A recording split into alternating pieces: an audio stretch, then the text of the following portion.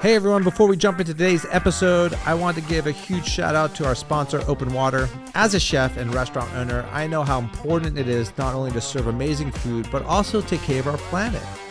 Open Water makes that easy with their eco-friendly bottled water packaged in 100% recyclable aluminum bottles, helping to reduce the plastic waste. What's even cooler? Open Water is a female-owned company leading the way in sustainability, something we can all get behind. And here's the best part. They're giving our listeners 20% off. Just use promo code INTHEWEEDS at checkout. So whether you're hydrating your team or stocking up for your restaurant, make the switch to Open Water. Delicious water, a healthier planet, and great discount. Cheers to that. All right, I'd like to give a big shout out to our sponsors, Saltwerk. You can check them out at saltwerk.com. You ever wonder what a pinch of Iceland would taste like? Well, you have it now in the most sustainable, flaky sea salt in the world. I've actually traveled to Iceland. Their geothermal powered island is beautiful. There's just a sense of freshness in the air over there, and it translates to this salt. I love this salt. It's delicious. It's the most sustainable. Again, you can buy just the normal flaky sea salt, but they also have infused salts, which I've been using at home lately a lot. They have this birch smoked sea salt that I love using with seafood. They have the lava salt, which is super black and cool looking. It's got a certain different type of taste to it. They have the Arctic thyme salt, which I use for my pickling liquids. And again, guys, just don't think of salt as something to season post recipe. You can use all these salts in the recipe alone. At We The Pizza, we use their flaky sea salt in our dough preparation. And they have this seaweed salt that I just used at an event that I loved at the Indy 500. I made a plant-based crab cake, and I was looking for a little bit more of that ocean flavor. Guess what I used? Saltwerk's seaweed salt gave me just that ocean flavor that I needed for my plant-based crab cake. It was a hit. Guys, if you want to use my promo code, you can. It's at In The Weeds Pod. You can use it on their website. You'll get a 20% discount on all their items. Stock up. This salt is amazing. And again, it is powered 100% by geothermal energy, the most sustainable sea salt on the market. You're welcome. Get yours. No Salt Bay in the house, just Saltwerk.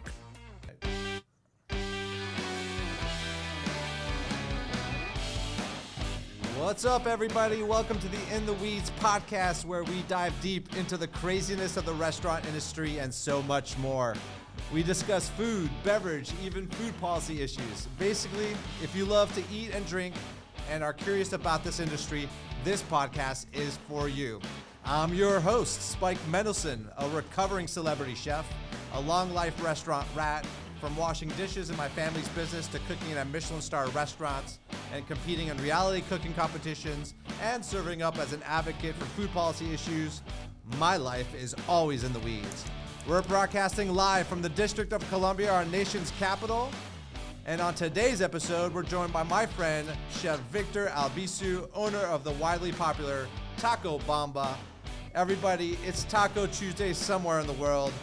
Welcome, Victor. Thank you, everyone. And the crowd goes wild. Thank you so much. Dude, I can't believe you have a theme song, bro.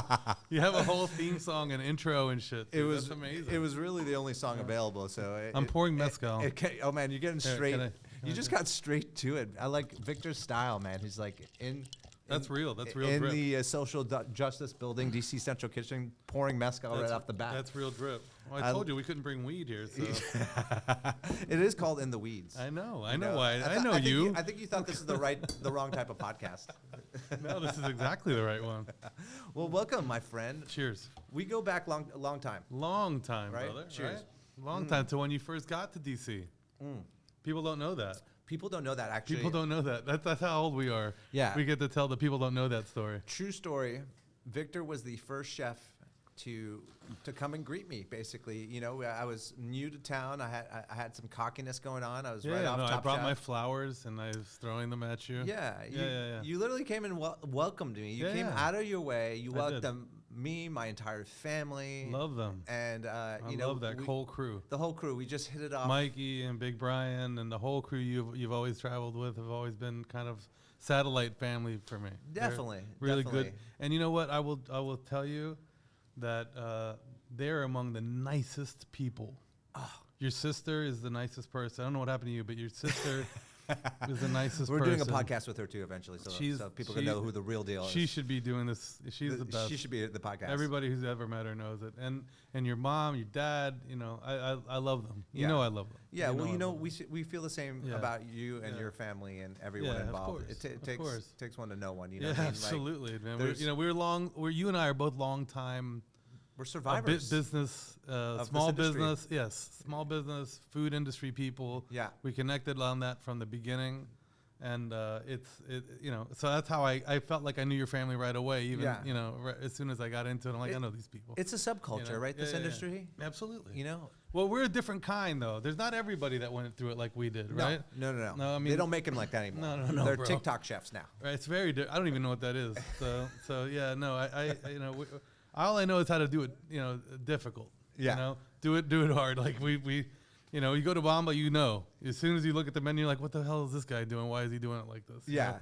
And it's because it's like the most difficult shit possible. That's what I'm going to do. Well, let's talk about Taco Bamba. I mean, I want to talk about a little bit of your background and like where you started and all that kind of stuff. But like maybe we'll go future backwards exercise here. You want, bro. But I'm a big fan of Taco Bamba. I have I have three kind of near me, to be honest with you. I'm circling you. Yeah, you're That's circling me. It's like I can't I'm get away from you. But no matter how hard you try. But we've always kind of we've always advised each other's. We've always kind of supported each other during sessions. Sometimes I was coming up and had some popularity, and sometimes I wasn't, and then. But the one thing that I found the most interesting, which you really inspired me, is you pushed outside of DC. You have like this format with Taco Bamba, which is I absolutely love. And tell me like what kind of drove that thought process on the menus are different. You're in more suburbia locations, like. Yeah. What's the gig here? Like, tell me. So Bamba grew super organically. Like I was trying to be kind of the chef of the universe, like we all were at a certain point in time in our careers, and I think the chef of the universe. I love that. I think I got close, but no, we did good. We did well. We opened El Campo, and at the same time we opened Bamba like within a couple of months of each other because. I'm still trying to get timelines right, even with Bamba now. So it's I'm sure there are people listening that have seen Bamba posters saying Bamba's coming, and like that, and everyone's like calling us saying like you said Bamba was coming like 6 months ago, and it's not here yet. Yeah. So no, Bamba did not come first. I think right, Jen. Bamba came first. Bang came second, and so it was just kind of like this creative blast. It really was. So I had Del Campo all organized. I had the business plan. I had the investment, all of that lined up. The big city, 6,000 square feet in the city. The dream restaurant. I had just been let go from BLT, and a year later we opened Del Campo. And then, my mom had this little space, or she had her eye on this little space in her bodega center because they were selling the same products that she was selling. And it was a dollar store, and she hated that dude. It was a real low. No, she didn't hate him, but she didn't like that they were selling. It was like they were like undercutting her, and already very cheap. And there's no profit. There's very little profit in some of this stuff. So anyway, she talked to the landlord, and it goes, as soon as that guy can't pay the rent, I want that space because I don't want another guy going in there. That mentality. Absolutely. You know it. And so we've clustered on Capitol. Of course. I've seen it. I've seen exactly what you've done. Yeah. So then, it just all happened, bro. Like my mom asked me, and she's like, "Oh, let's do a sandwich shop." I'm like, "Let's do a taqueria." Yeah. And then like it just flew out of my mouth, and I didn't even know what I was. I had never. You didn't even know what you're talking about. I didn't know what I was talking about. I really didn't know what I was talking about. I really didn't know. I had only eaten tacos at there's a taco place that I had loved, and we should shout out R&R Taqueria in Maryland. They're awesome. And I started eating tacos there at a gas station. I would make a 45-minute trip for them. They were great back in the day. They were the only ones doing it real. Yeah. Well, I mean, just real quick, Rosa Taqueria, you introduced me Oh yeah, they're good too. No, you're not my taqueria. No, wasn't her name Rose? Who? The lady that threw the key out the window, and you would catch the key and you would go into into her apartment. That's right, I did. That's also true. How do you forget That's about? all Do true. you know? But she actually did the best soups. Did you ever have her? Do you know about this taqueria? No, she doesn't know. She won't go there. So Victor sent me to, and she has a taco place now. So people invested in her. Oh really? I didn't know. I have lost touch. I used to go there with my cooks. Yeah. And we would have big stews in the wintertime. Yeah. Like, does that come up? What area was that in? Columbia Heights? Yeah, Columbia Heights. Yeah. So Victor told me about this place. You're going deep here, bro. You're exposing the underbelly. This is what it is, baby. So he told me about this place. He's like, you got to go. He's like, here's the address. Ring the buzzer. Yeah. And so I was like, what is this guy talking about? I go to an apartment building. So I go to this apartment building, in the middle of nowhere. It wasn't really developed over there. I was like actually afraid for my life. Of course you were. People were But playing. you've been in the streets of Vietnam, Yeah, Spike. true, You know how true, to get true, around. You true. know how to get around. So here I am, I buzz, and then this lady 3 stories high opens this window. Yeah, Rosa. Rosa. And she goes, "¿Qué pasó?" or something like that. And I was like, "Oh, that's a good I'm here for I'm here for tacos." And so she throws me a key and says to let myself in. Yeah. And then she tells me what number to go to the apartment. So I get the key, I catch the key, I go in, and I walk up 3 flights of stairs, and I go into a studio apartment where there's like 3 Mexican cowboys with Coronas at like this one. Those are all my cooks. Yeah, those are your cooks. They had like gold tip boots. Those are my guys. And it's a studio apartment, and it's her husband is sitting on a milk crate making fresh tortillas. She's cooking, and the son is serving. The walls are littered with another business where they were doing like selling cosmetics and colognes and this and that, and they were serving up the most authentic tacos, like grasshopper tacos, like all the good stuff that you can't find anywhere. Yeah. And it was surreal. It became trendy after a time because I told everybody. Victor told me not to tell everybody. Yeah, of course. And I learned early on.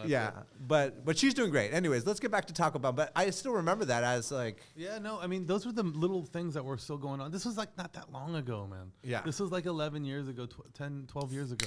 It wasn't that long ago that these things were going on. And so I saw it as an opportunity. I mean, Taco Bamba really just represents my journey, all the way around. I grew up in a bodega. Yeah. I grew up in a butcher shop. I grew up in a very Latin home, and where was that? Is that in the DC area? Yeah, in Falls Church. In Falls Church, yeah. Okay. And my mom's had Plaza Latina now since I was a kid. She'd moved locations, but since I was a little kid, I've been putting price tags on on Chipotle peppers, man. Yeah. And so I knew all the cultures. Like I knew Salvadoran, Honduran, Guatemalan, all the way down through Uruguay, Chile. I can speak like them. I know their. Everybody. We were like, it was a huge extended family. Like, we would have. We would get invited by Mexicans one weekend, or we'd be invited by Argentinians the next. Yeah. And so I knew all about it all. Yeah. Like I was just soaking it all in, and somehow, unbelievably, I thought I was gonna get away from the restaurant business, right? Like I went and I studied. I got 2 degrees, and I don't even remember what do you have degrees in. in? Yeah, bro. You have degrees? I'm like legit. You're legit, son. Like you went to school? Yeah. I went to school. I went to Mason. I got a degree in government and politics and international relations. So that Oh, that makes sense so now a little bit on the other work. We'll get to that afterwards. We'll get to that. Yeah. And so and I used to work on Capitol Hill, right? And, before you guys were in town in the suit and stuff. Man. What? I gave tours, bro. You gave tours? I gave tours of Capitol Hill, man. I can still give the tour right now, dude.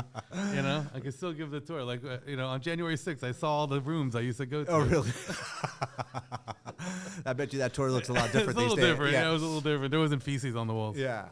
But well, you said something interesting to me when we were, because guys, like Victor and I hang outside of the podcast room, but he said something very interesting to me. What was it? Like, it was something about, you were so focused on this one restaurant, on this one thing, which was Del Campo. And what was the other side restaurant you had next to it too? It was Poca Madre? No, Poca Madre came later. So, okay. So I was very focused on Del Campo, and Taco Bamba was just kind of a blast of creativity, to be honest with you. Yeah. It was like, we were doing brains and eggs tacos with truffles on them. Yeah. And right next to Al Pastor and Carnitas. Yeah. We were doing foie tacos with white moles. And people were like, what is this? And why is this here?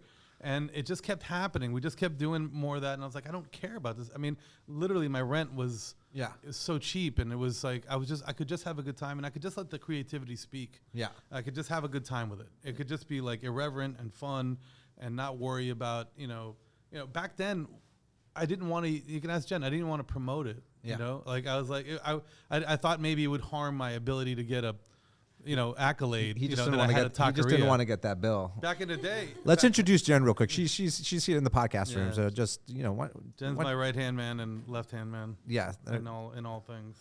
There she is. I'm gonna unmute on third. I got the dials over here. Jen, what's up? Jen's been around for it all. She's been around for it all. Here since before the beginning. Before the beginning. Since before the beginning. And you love before Victor. The Big Bang. I do.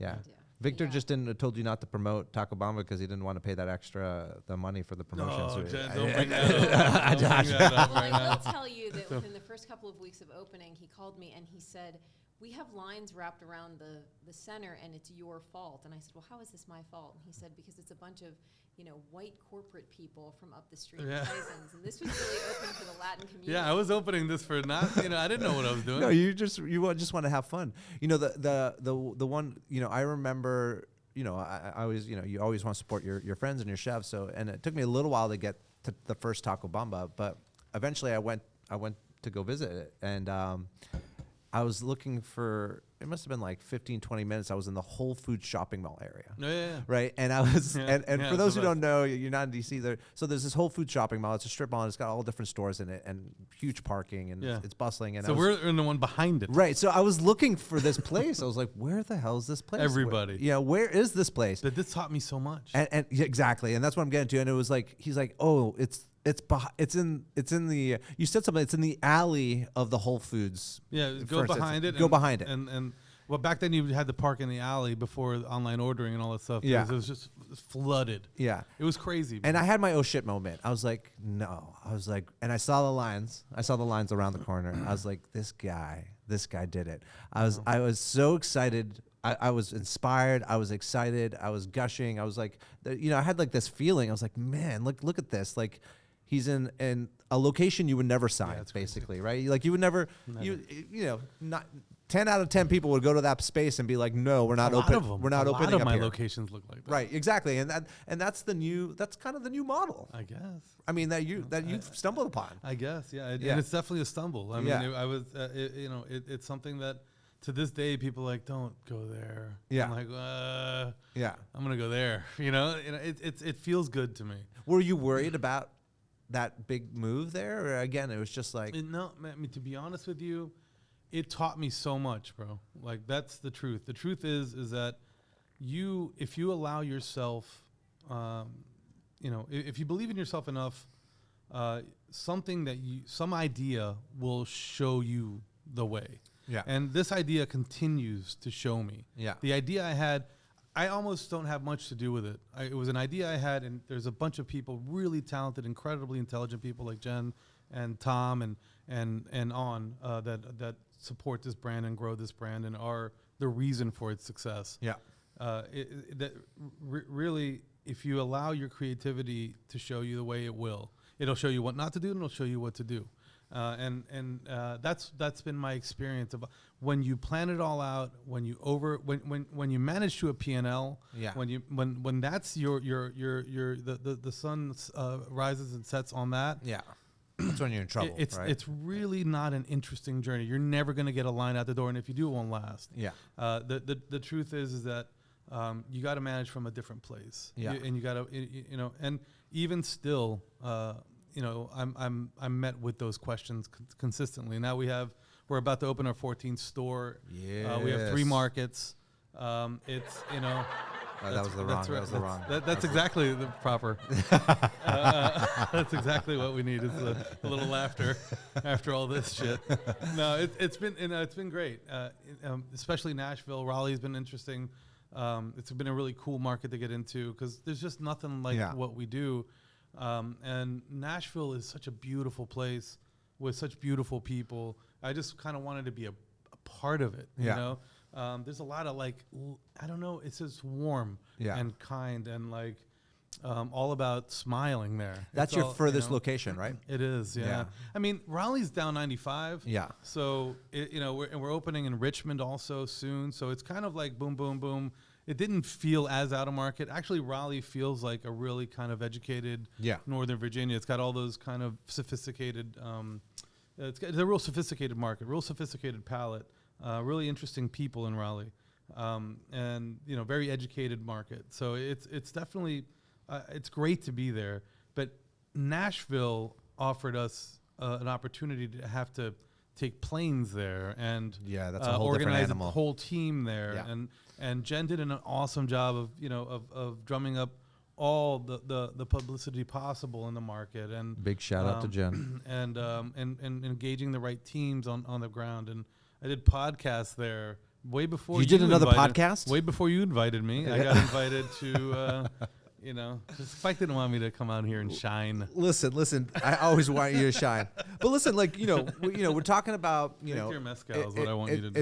I'm going to hold you to it. I want to hear about the mezcal, but it's it's definitely we're talking about the successes you're having right now, but we should also talk about it wasn't always this way, right? No, For no, you, no, there's no. a lot of struggles. Tell me, I want people to understand a little bit, why you decided to jump into the food business. You're giving tours on Capitol Hill. Why you jumped, and then, what were some of your memories? Like who were some of these chefs, restaurateurs that inspired you and to be honest, yeah, I'll be as honest as you want. I mean, that's what this is about.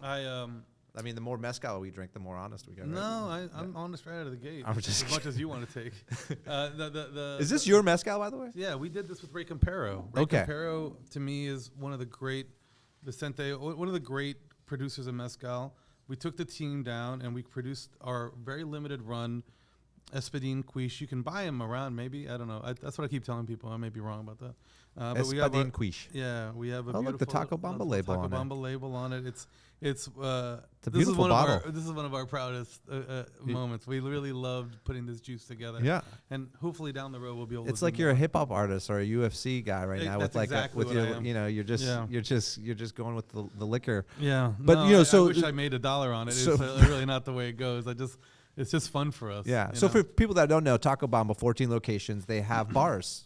They do, other than Falls Church. Other than the first one. The original. The original. Yeah. I actually tried talking you out of putting a bar in your taquerias. I was I don't know, liquor is tough. Liquor and fast casuals. I was like, liquor and fast casual are tough, and look at us now, Santa Rosa Taqueria. We have a margarita bar. Yeah. Of course you do.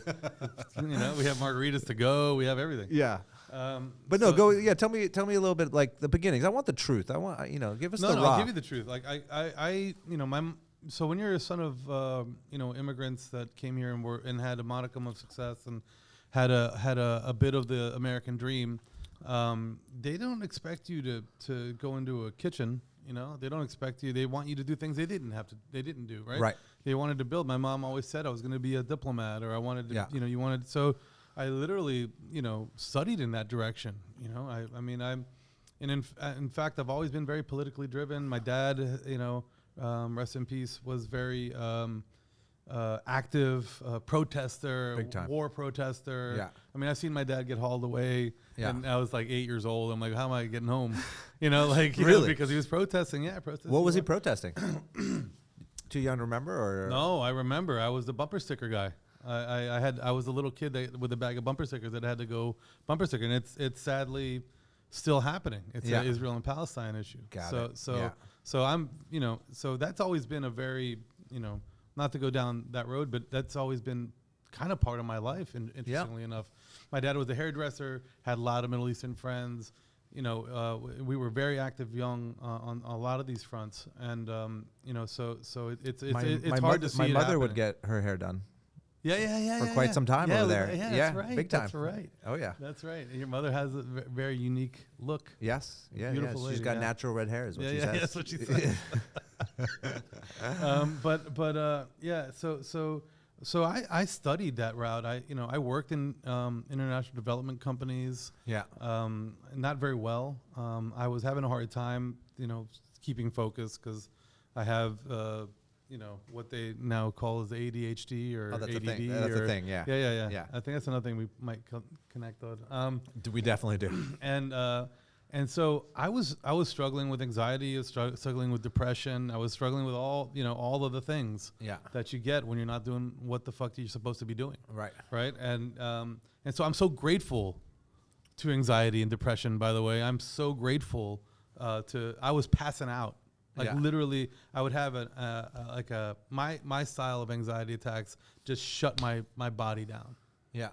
I would, I can't tell you how many times I woke up to people standing over me being like, yo, you all right, man? And I'm like on the street. That's crazy. I did not know that about you. Yeah. That's happened to me a couple times too. Yeah. So that's real. It's very real. And now, in the time you're like, what's wrong with me?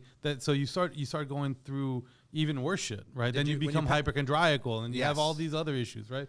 And then I've met the right man, a therapist that I got to talk to early on. I was in my early 20s, and he's like, listen, you're not doing what you want to be doing. Yeah, this is not for you. Yeah, and your body's telling you that. Your mind is telling you that. Your body's telling you that.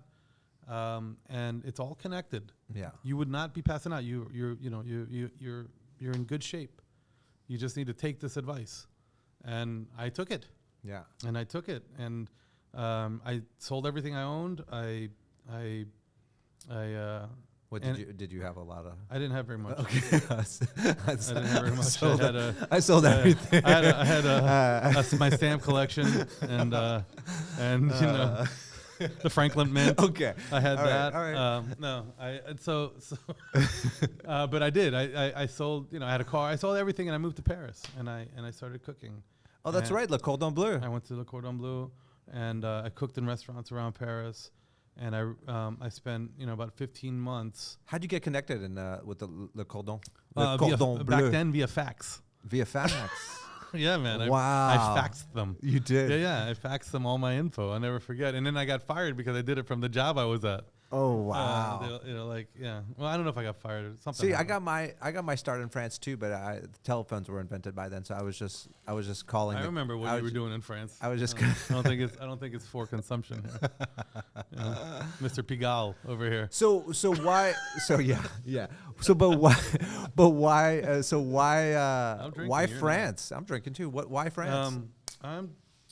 France because that's where the best go, right? That's where the best go, right? Yeah. I wanted to have the tightest ascot and the tallest hat, and were you accepted? I wasn't. When I went to France to work, it took me weeks and weeks, maybe even months before they actually. Yeah, I was unceremoniously discharged from one of my stints there. They called me l'Américain. Yeah. And I was like, I'm Canadian. Guys, I'm fucking Canadian. I'm speaking French. They like you worse. They like you less. They like me less. Exactly. No, I actually had a great time. I loved all that stuff. I love French culture.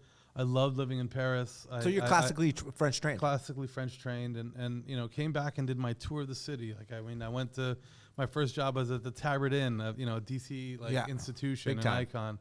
And moved on from there. I saw fine dining. I saw volume restaurants. I saw French. I saw all different kinds come and go throughout the years. And the things that I learned the most came from the people that felt that they were at the highest on the hog. And then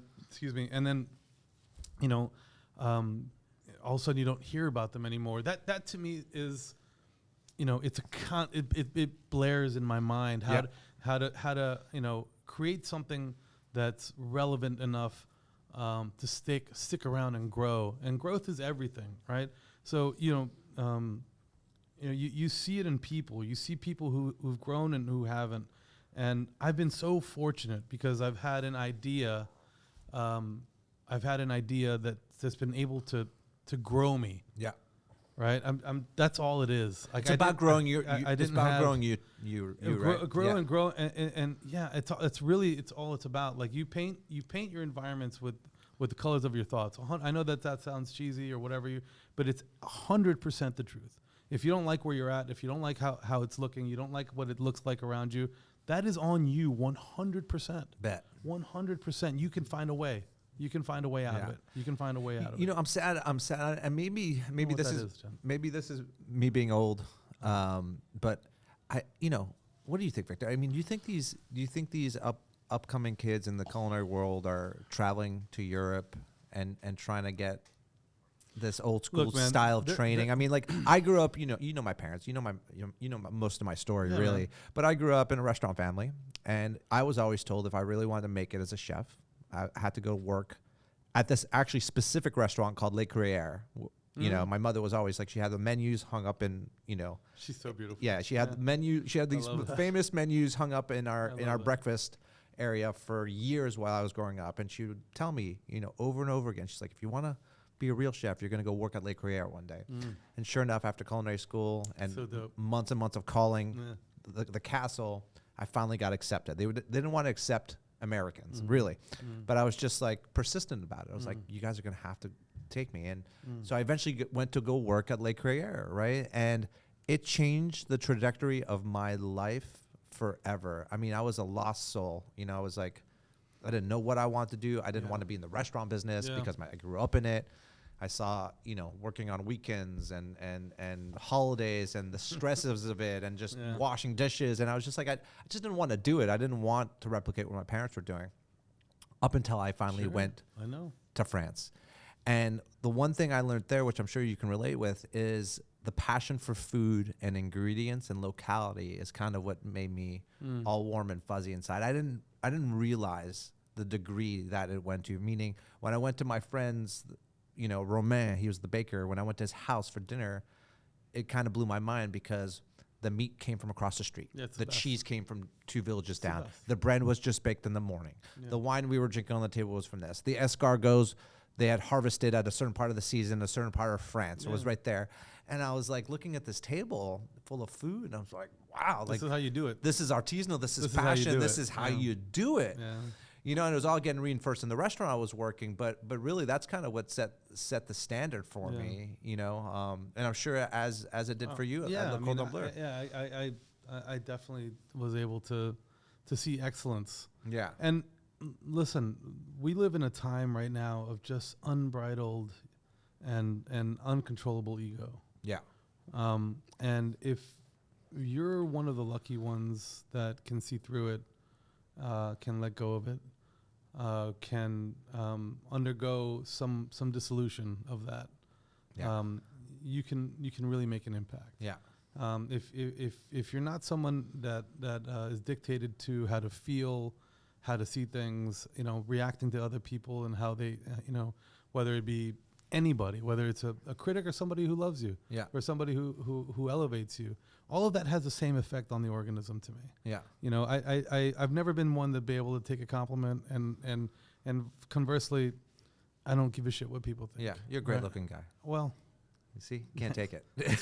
I'm leaving. You can't take it. I'm done. I'm done here. Yeah. No, but it's just what it is, man. I've always, and to get yourself started, it comes from those places, right? Yeah. To get started, you have to have a significant chip on your shoulder in this business. Big time. You have to have an ego. You have to be all about yourself and what you can do and what you can. But over time, you see the people that hang on to that. You see the streets lined with them, man. Oh, yeah. You see the streets lined with chefs who have not evolved, who have not changed, who and then comes the substances and the difficulties down that path, and it keeps you there. Yeah. So I've been so grateful that I have people around me that love and support an idea that I've had, and myself, that love and support me in an idea that I happen to have. Otherwise, without people around you, they're just ideas in your head. You know that. Absolutely. You know that. Yeah. You can have the best idea in your head in the world, but if you don't have a couple of people being like, hey, man, that's a fucking good idea. Let's go do that. Yeah. Right. And that's all this is. This is just more of that. When Bamba has grown to a place, it came from those places. I mean, Bamba was almost at first like embarrassing to my ego. Yeah. It was not meant to be this. This was not the times we came from. I felt the same way. This is not the times. Stuff I remember you. I remember we had these talks. I was like, man, everyone's calling me a burger and pizza chef. Yeah. I remember all that. And it was killing me. Right. And then I opened up a bistro, Yeah. which I eventually closed because that was killing me. Yeah. But you've been through the ego's journey. I've been through the ego's journey. You know what it is. Oh, and, yeah. and you're on the dissolution. And there have been moments where we probably didn't connect over the years because of it. Because Absolutely. either it's, you or me or whoever. Yeah. And, but I will tell you that. You're like, fuck Spike. Your ego's, fuck Spike, you're dude. fuck Spike. That's what it should be called. This podcast should be called Fuck Spike.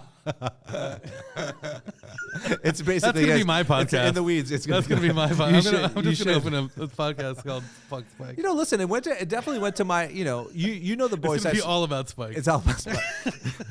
This podcast actually is not about you. Could you stop talking about Taco Bamba? I'd like and to I will talk never about invite my Spike restaurants on. a little bit more. It's just gonna be Spike Mendelsohn. But sucks. the guys I surround and I'm grateful for the guys that I surround myself. The Mike Colettis, the Brian Lacayas. But you know what? You There's know- a reason. Yeah. There's a reason for that. And for a while, I didn't realize what it was.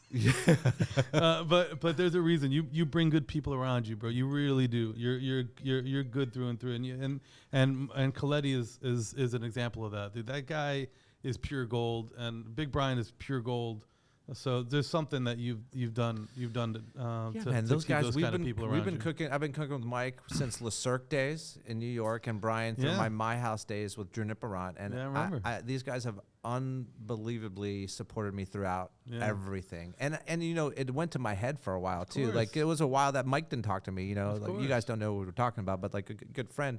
Where he's like, dude, you're drinking your own Kool-Aid Yeah, of here. course you were. I did the Top Chef thing. Of course you were. But you almost got caught up in it too. I remember you auditioned a couple times. I did. I didn't and get thank in. God you Nobody didn't do liked it. me. Nobody liked me. It's fine. It actually. You gave almost got me to the finals though. Yeah, I think I got close. It doesn't matter. Yeah. I didn't do it. You were pissed And- though. You and- were pissed. And I every time I was. Yeah, sure. Of course. When you put all that time and effort Definitely. and energy, Yeah. Jen had to fill out all the documents and shit multiple times, and so but somehow.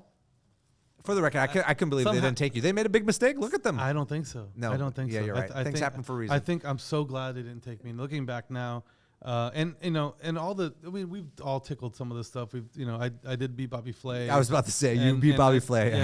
Yeah. Yeah, thank God, dude.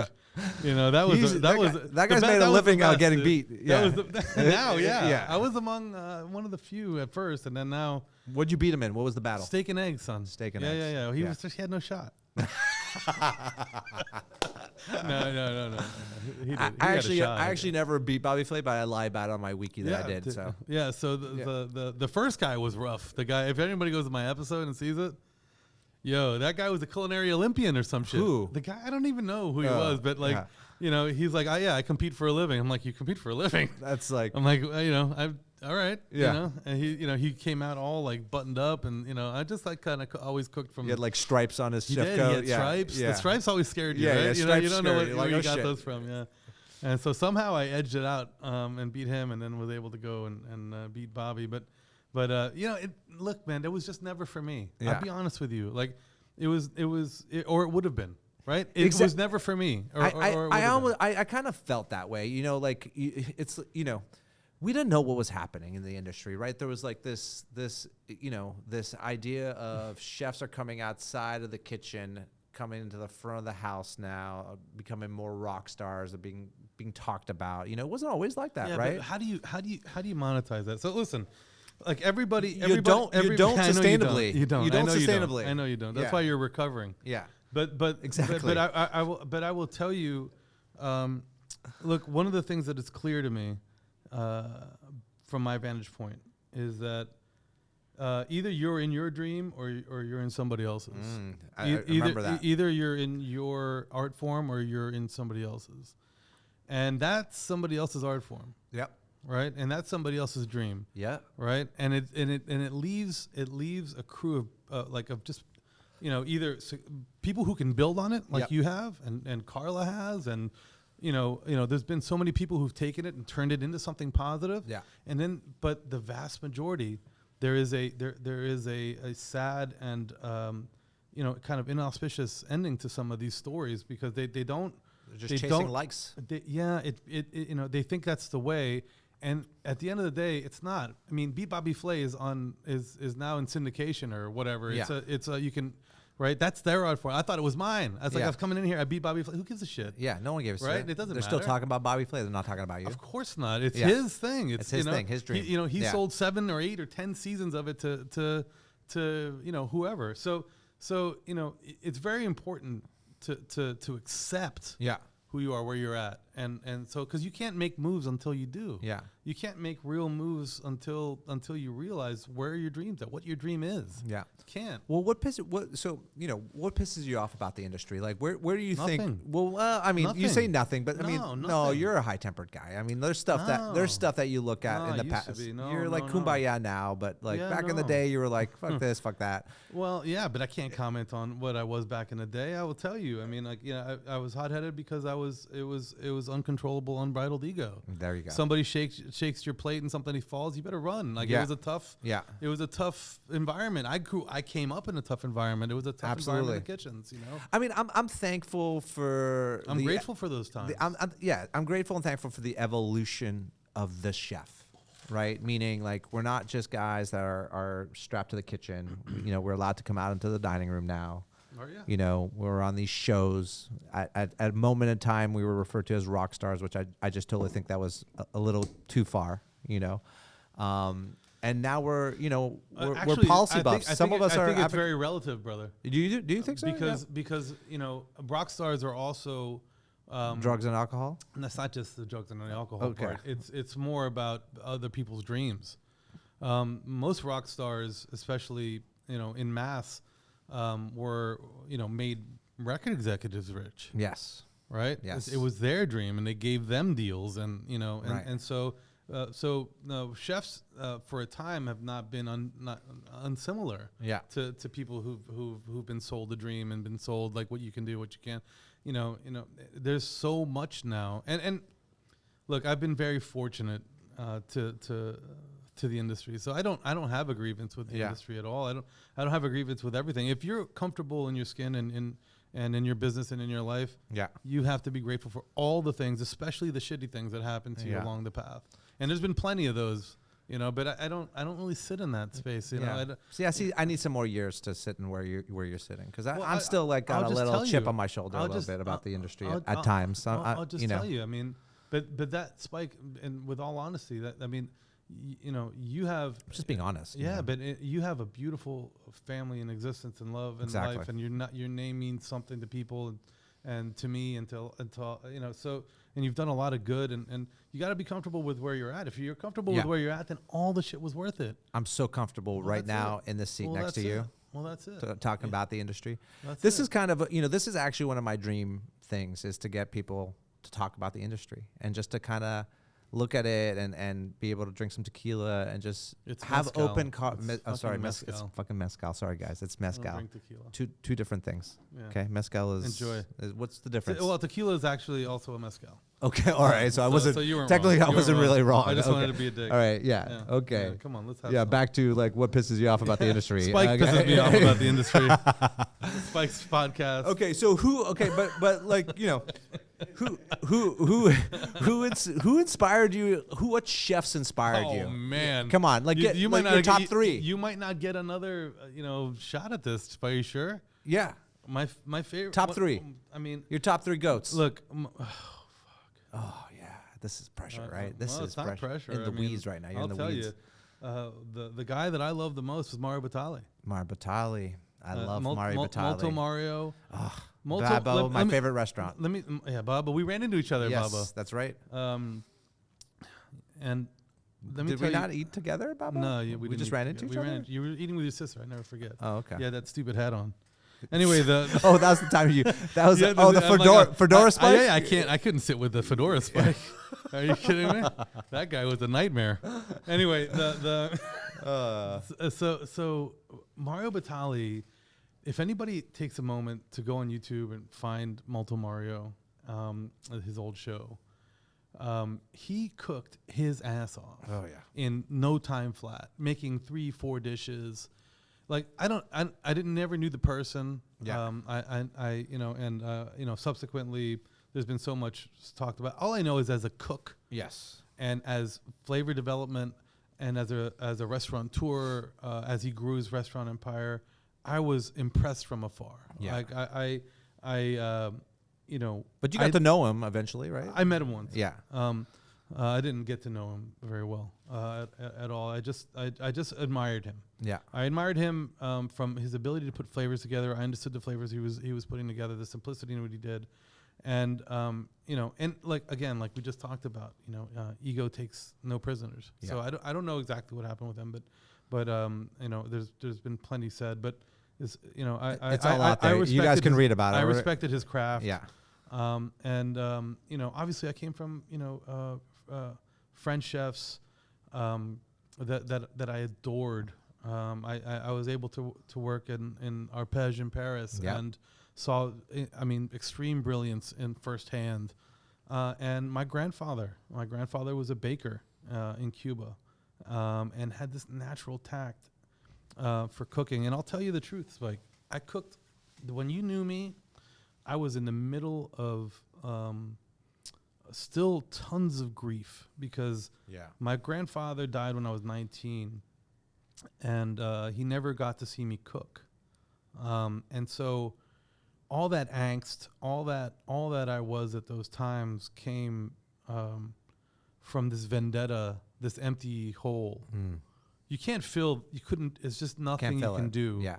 My grandfather was my North Star too. I know, by the way. that's why we connect. I remember Sonny. Yes, that's right. I remember your grandfather, Sonny. Right. And I, for me, he still means so much to me. And it was one of those moments that when I realized, actually Jen helped me quite a bit through some of this stuff. You know, when you realize that that's just never going to be full, and you know, that's just something that you have to put away. Yeah. That's when everything started clearing up for me. Yeah. And it started to be like, I couldn't for 20, I was 35, 36. So were you working at the steakhouse? Almost 20 years, almost 20 years. If you brought my grandfather up, I couldn't talk about it. Yeah. Like I could never get through a conversation like this. Yeah. Yeah. You know, I just couldn't. It was just not. And so imagine, you know, that's also the trappings of the ego. That's what that is. Yeah. That's exactly, the ego just wants you to feel. Yeah. That's all it wants. Yeah. So it wants nothing else. It wants you to feel good. It wants you to feel bad. It wants you to feel. Yeah. And once you start letting it go, you start to accept and you start to understand. And now I cook and lead and grow from a very free place. I don't, you know, yeah, it's fun. It's interesting. It is interesting because, you know, it's interesting to see the evolution of the industry. It's also interesting to see, you know, right now, like there's this series that is going wild, you know, The Bear, right? Oh, yeah, right? Yeah. People are talking about it. Yeah. And I mean, okay, let's go back. I would watch it if they only just said chef less. Yes. Yeah, it was a little too much, right? Like, or I saw the first season. Or what's the other thing they say? Like when they're onto something, they're like, "That's something." I don't know. Remember, like it's good. It's the guy, you know, like you know. It's just.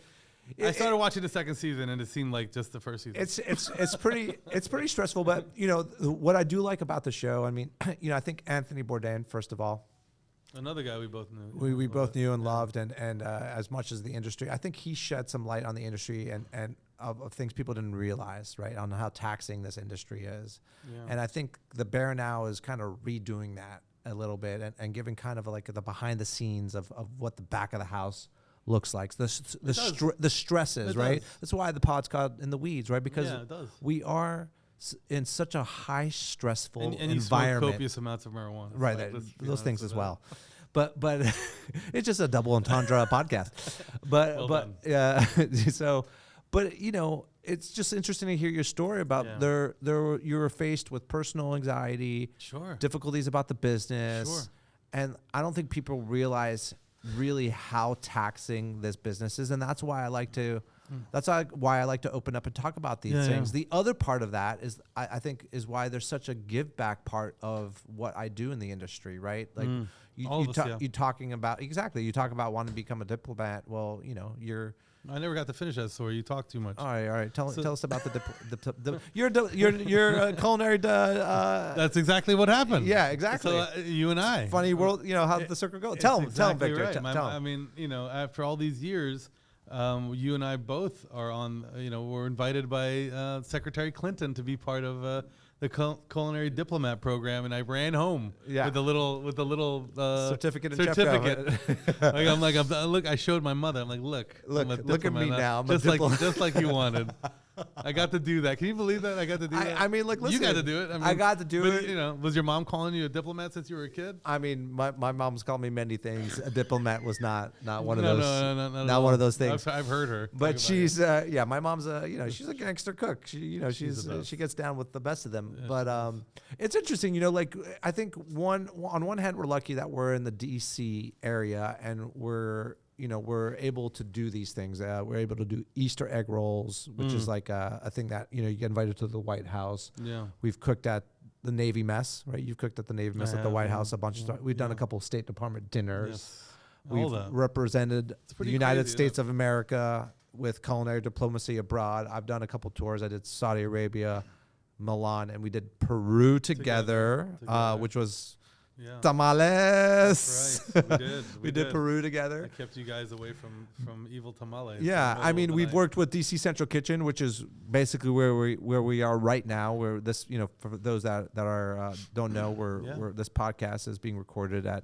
This place. Yeah. This place is so meaningful. Totally. I this is where I came to meet Brian McNair. Yes. Who's at Kitchen to Purpose now? Formerly La Cocina. Yeah. He worked here, and he and Jose started World Central Kitchen, and I was lucky enough to be a founding board member of World Central Kitchen somehow. Yeah. And Brian and I did the first kind of on the ground tours on behalf of World Central Kitchen. I in Cuba, in Peru, in places. My dad's Cuban, my mother's Peruvian. Nicaragua. Why does this work mean so much? Why do you do this? Why does this work mean so much to you? Why do you do it? I have my own answer, but I'm asking you. Well, you have to. Yeah. Why do you have to? You have to. You have to because look. So it's going to sound weird, but everything in this life, there's a transaction to everything. There's a back and a forth and a give and a take. That for anything of meaning or anything of value, you want to live a valuable life, you have to give. Yes, you have to give. Yeah. You have no choice but to give, if you want a meaningful experience in this world. Yeah. And whether that means affluence or success, whatever it means to you, you have to give. Yeah. If it means personal satisfaction, if it means good to your ego, that's another problem with. With a lot of charities, yes, is that they're ego-driven kind of vessels rather than empowerment vessels. Rather than when we went there, we cooked with people. We showed people how to clean, cook in a safe way. We I can't even go down all the list because it doesn't do it any service. But we would buy food from bodegas and butcher shops. We would take all of their food out of the towns and cook for everybody in the town. Yeah. These are moments that you hope live longer than the meal. That one day that person or those people can give. Yeah. Can pay forward on some level, and the best moments have always been the ones without the cameras to me, and without the notoriety to me, and but look, they're valuable. Right, so it became very valuable to World Central Kitchen. All the bigness of the give was so huge from Jose. It was unfathomable. I remember when I branched off and started a separate.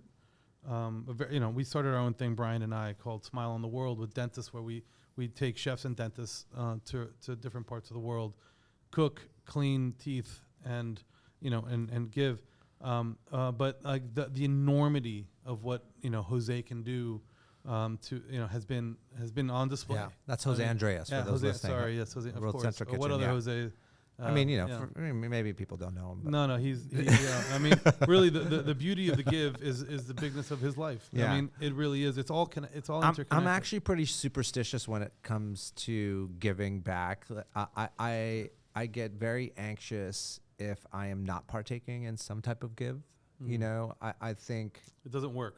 Life doesn't work. Life doesn't work. And I love that you bring that up Life because doesn't work if you don't give. I feel I'm out of sync in the universe and my place. 100%. You know, if I'm only just taking, right? If I'm just taking, and you know, it will run out. It will run out. It will run out. Exactly. It's meant to run out if there's no balance. And it's the give is the yolk in the hollandaise. That's right.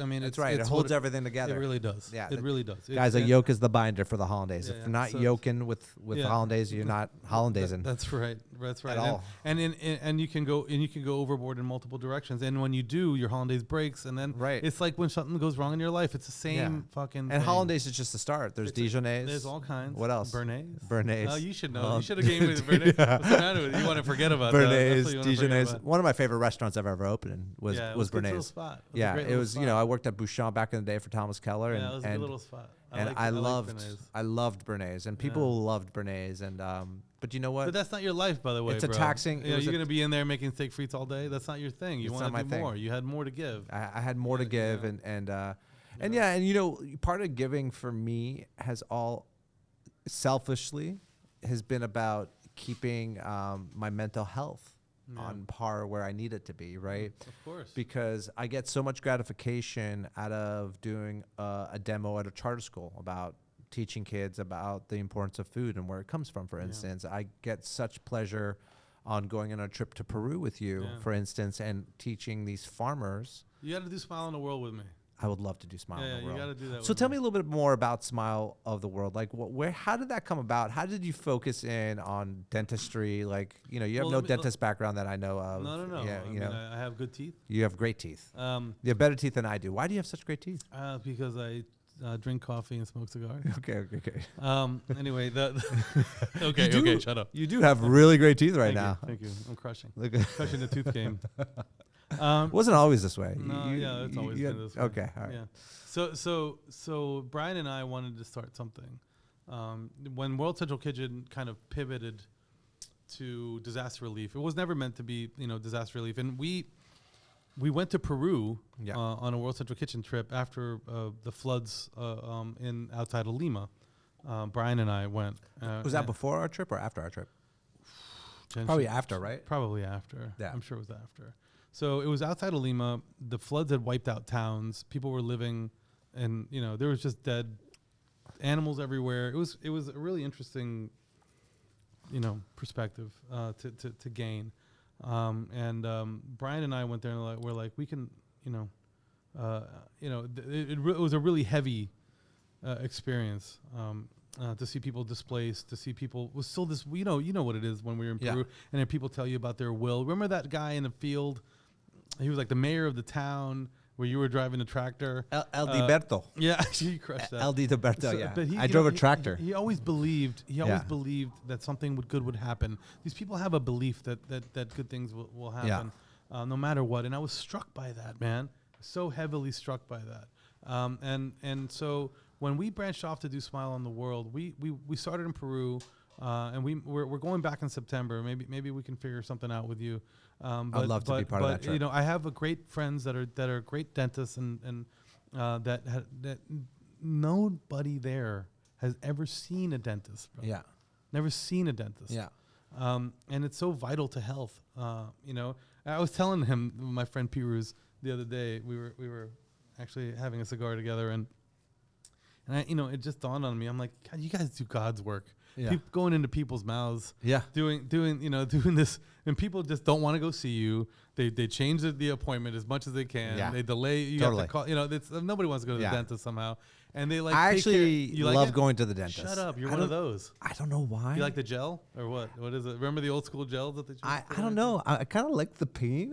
It's kind of weird. Like I can see that about you. I'm kind of into the thing. Yeah. The dentist thing. Yeah. I don't mind it when I'm there, but man, wrangling, getting me to is do not. And that gas they give you is kind of great too. So. No, you like that. Yeah, I knew there was a reason. No, I think it's like both. Well, you talk about oral health, which is super important, and some of these countries have absolutely none of it, right? So none. So that's important. Yeah, my wife is always talking about oral hygiene, like. Yeah, it's very important. It controls the rest of your body somehow, right? Yeah. There's a lot that goes into it. So Smile in the World came from there. Dentists, chefs, people who just want to give, man. Yeah. And so I hope to expand the program in the coming years. It's been an essential part. Like I said, it's the yolk in our hollandaise. Yeah. It's the binder of our vinaigrette. Like, you got to give. If you don't give, then you're living a life that's only about you, and that will only get smaller. Yeah. Right. As you get older, you start to realize, and you see people come and go a little bit. I'm older than you, but you see it happen, and you see lives either get bigger or get smaller. Yeah. I'm hoping for more always. I'm hoping for bigger, for growth. I want to see more people succeed. I want to be all about just a part of that. Yeah. Wherever I can be, and then I can market a successful experience. That's why we get along. We like to see people succeed. I love it. I think that's important. I love it. I think people almost find it like disingenuous, but I love when people succeed. I love seeing people like absolutely like crush. Like whenever as much as I'm a closet hater, fake hater, because I don't really hate on anything, but I like to joke about it.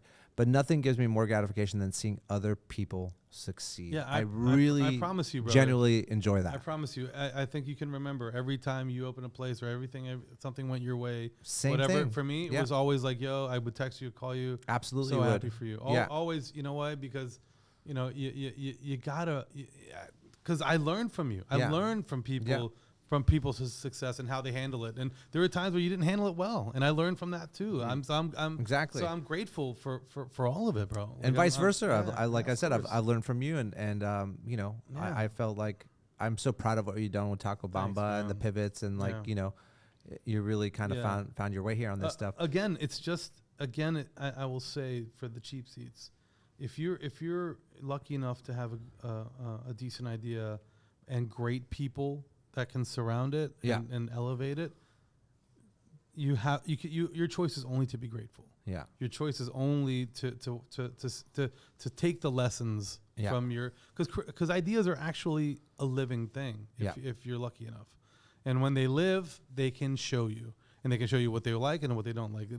Taco Bamba just came from an idea. Yeah. And, the name fell out of my mouth. The idea fell out. It just happened. Yeah. And I probably gave you the name, right? You didn't give me the name at all. Definitely not. I think I gave you the name. See? I think I gave him the name. You need some more ego to solution. Hey, Victor, not many people can balance the restaurant industry and everything we do, the give back, and have a beautiful family. And you have beautiful boys. You have a beautiful wife. I know them very well. And my mother. And your mother, of course, and everybody in your family. Unpack that a little bit. We also just got the pizza, and by the way, let's smells good. While we talk about this, I'm gonna feed you some pizza. Smells good. What did I order? So guys, let's talk about. We're gonna talk about family, but let's talk about what Victor ordered first of all. So. He couldn't just choose ingredients that were on the menu, which, by the way, I appreciate because I'm tired of just using the ingredients. Yeah. I mean, I can eat buffalo chicken like the best of us. So he ordered. Is this a Sicilian preparation? Tell me, Calabrian peppers, which I had to pick up at 10:45 at night from the giant Good. store. I'm glad I made you do that. They wanted to kick me out. I got giant quality Calabrian chilies. Yeah, they're from Italy. It says it on the bottle. Yeah. And then I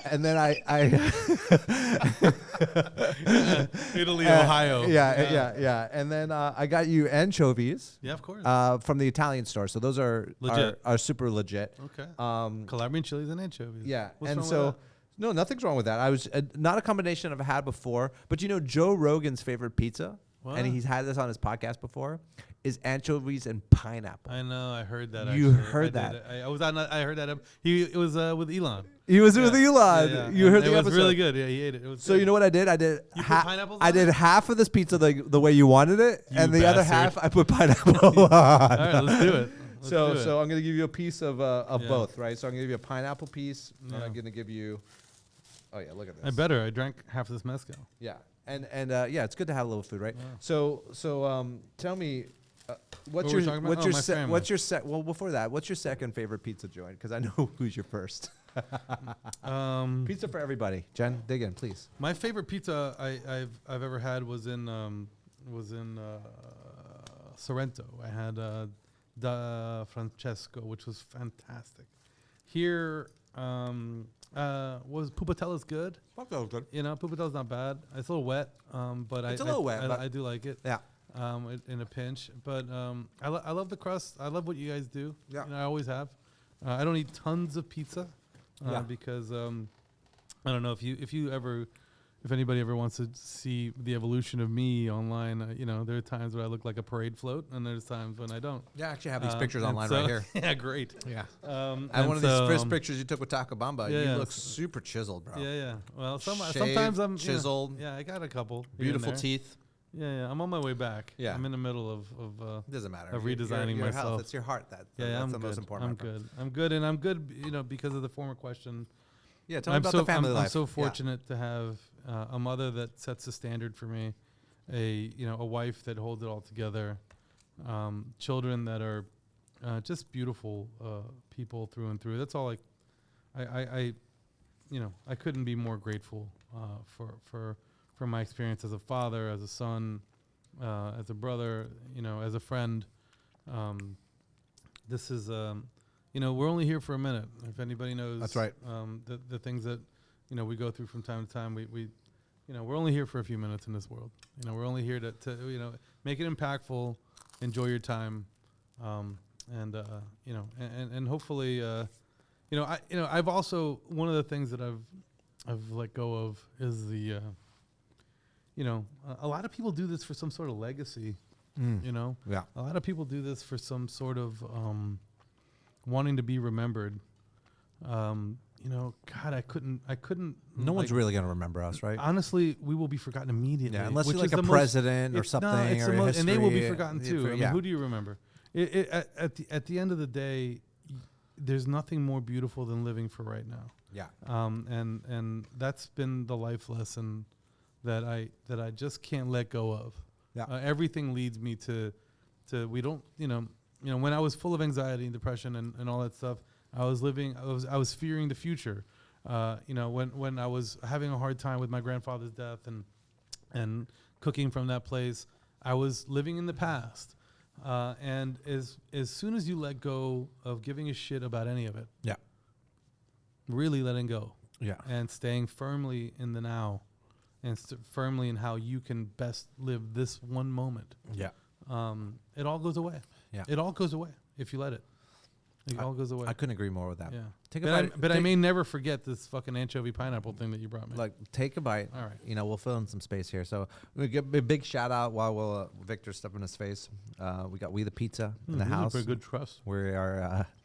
You're dying to get Dave Portnoy in here, I'm sure. Oh, Dave Portnoy. He could go fuck himself.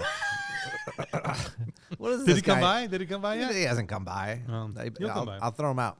I'll throw you out, David Portnoy. No, I mean, we'd love to have him to come by, to be honest with you. I think our You pizza. might like those. I think our pizza actually checks all his boxes, to be honest with you. Like the crust. Look So at the you've been crust. researching it. So Look at the look bottom. at you right now. I follow him on Instagram and Look TikTok. at you right Yeah. now. David Portnoy, I know please you- come visit us. When are you going to be in DC, David Portnoy? Please come visit us. So yeah, so We the Pizza. This is an 8.2 right here. Yeah, This is what We this the is. Pizza is. Oh yeah, one bite. One bite. One bite. Then he shoves the whole fucking thing in his mouth. Yeah, exactly. I'm washing it down with some Just Iced Tea, guys. If you don't know, Just Iced Tea is the most sustainable tea in the market. It's freshly brewed. It's organic. This is Green Dragon. Yeah, try that. But open up. Get close to the speaker. That's what we used to Wanna call a hear it. spike. Is the Green Dragon. Shake it. Just Did you shake it FYI, first? in case Okay, you- I didn't shake it. No, You- I'll you- shake it now. All you're- over your you people mean here. you were chasing the green dragon, right? That's you. You're the Green Dragon. Yeah. This got I stir mine. the dragon green's got a little bit of pineapple and a little bit of pineapple Oh, and that's passion yummy, fruit. dude. Isn't it good? Yeah, yeah. Yeah, we've been trying to get in Taco Bamba for years now, but You can ask her about that. Yeah, I mean, can we get you guys don't serve tea, do you? No, we don't have music. No. See, I just launched cans just for you. The only reason you're on the podcast is for me to You're try welcome. to sell in. Is this a thank you? Is basically for me to is this try just to a straight up thank you. sell in Is that the to only Taco reason I'm Bamba. here? That would fit right in. That would fit right into our life together. Yeah. Spike. So shout out to our sponsors, Just Iced Tea, We the Pizza, and of course DC Central Kitchen. Let's talk about DC Central Kitchen just a little bit. We talk about World Central Kitchen, all this. You've done the food fight. You lost to Scott Bruno, right? I did. I lost It's to a Scott Bruno. It's a nightmare. I lost to Scott Bruno too. That we have that in common. Yeah. Anthony Bourdain judged that one. Well, you know what's hard about it is that it's very hard to beat a dumpling. And You know, you can't beat a dumpling. Dumplings are hard. I mean, Yeah, dumplings are difficult. Yeah, I mean, I lost to Danny, which is Scott Juno's friend at Cochon. Also, I competed also did. in Well, we Cochon. all lost to Danny's mom. Yes, we did. Oh, She's, so you were part of that She's Cochon. a beautiful lady. Yeah, she's amazing. You should have brought your mom. Yeah. And I should have brought my mom. I think we were talking about that. I think we need to bring all the moms together. All the to moms. to redo it. Definitely. And let them fight it out. What happened to Cochon? They're not doing that anymore, right? I don't know how to comment on it. There was a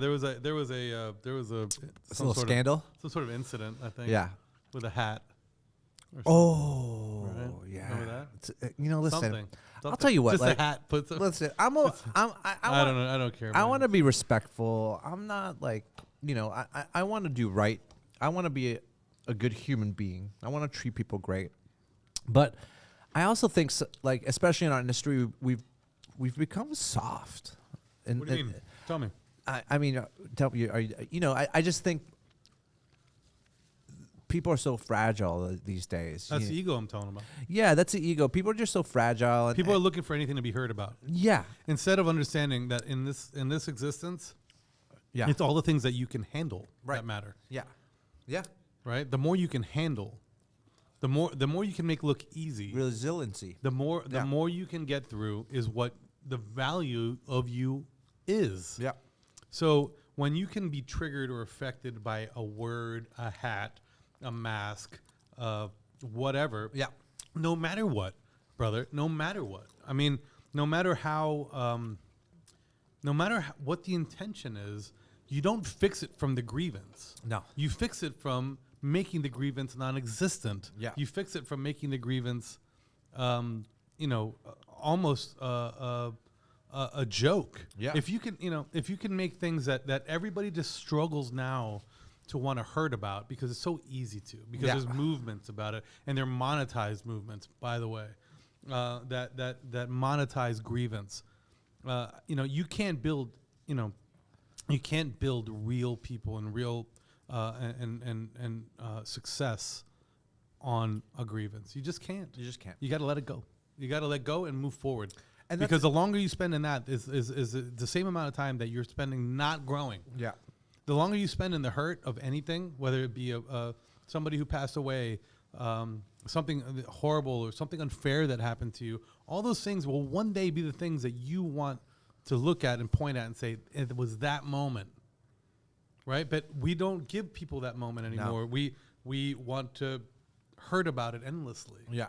And there's nothing there to me. It's like building on a swamp. Yeah. You can't get, you got to get some firm ground and say, until here, this is as far as I go. Exactly. This is as much hurt as I'm going to have.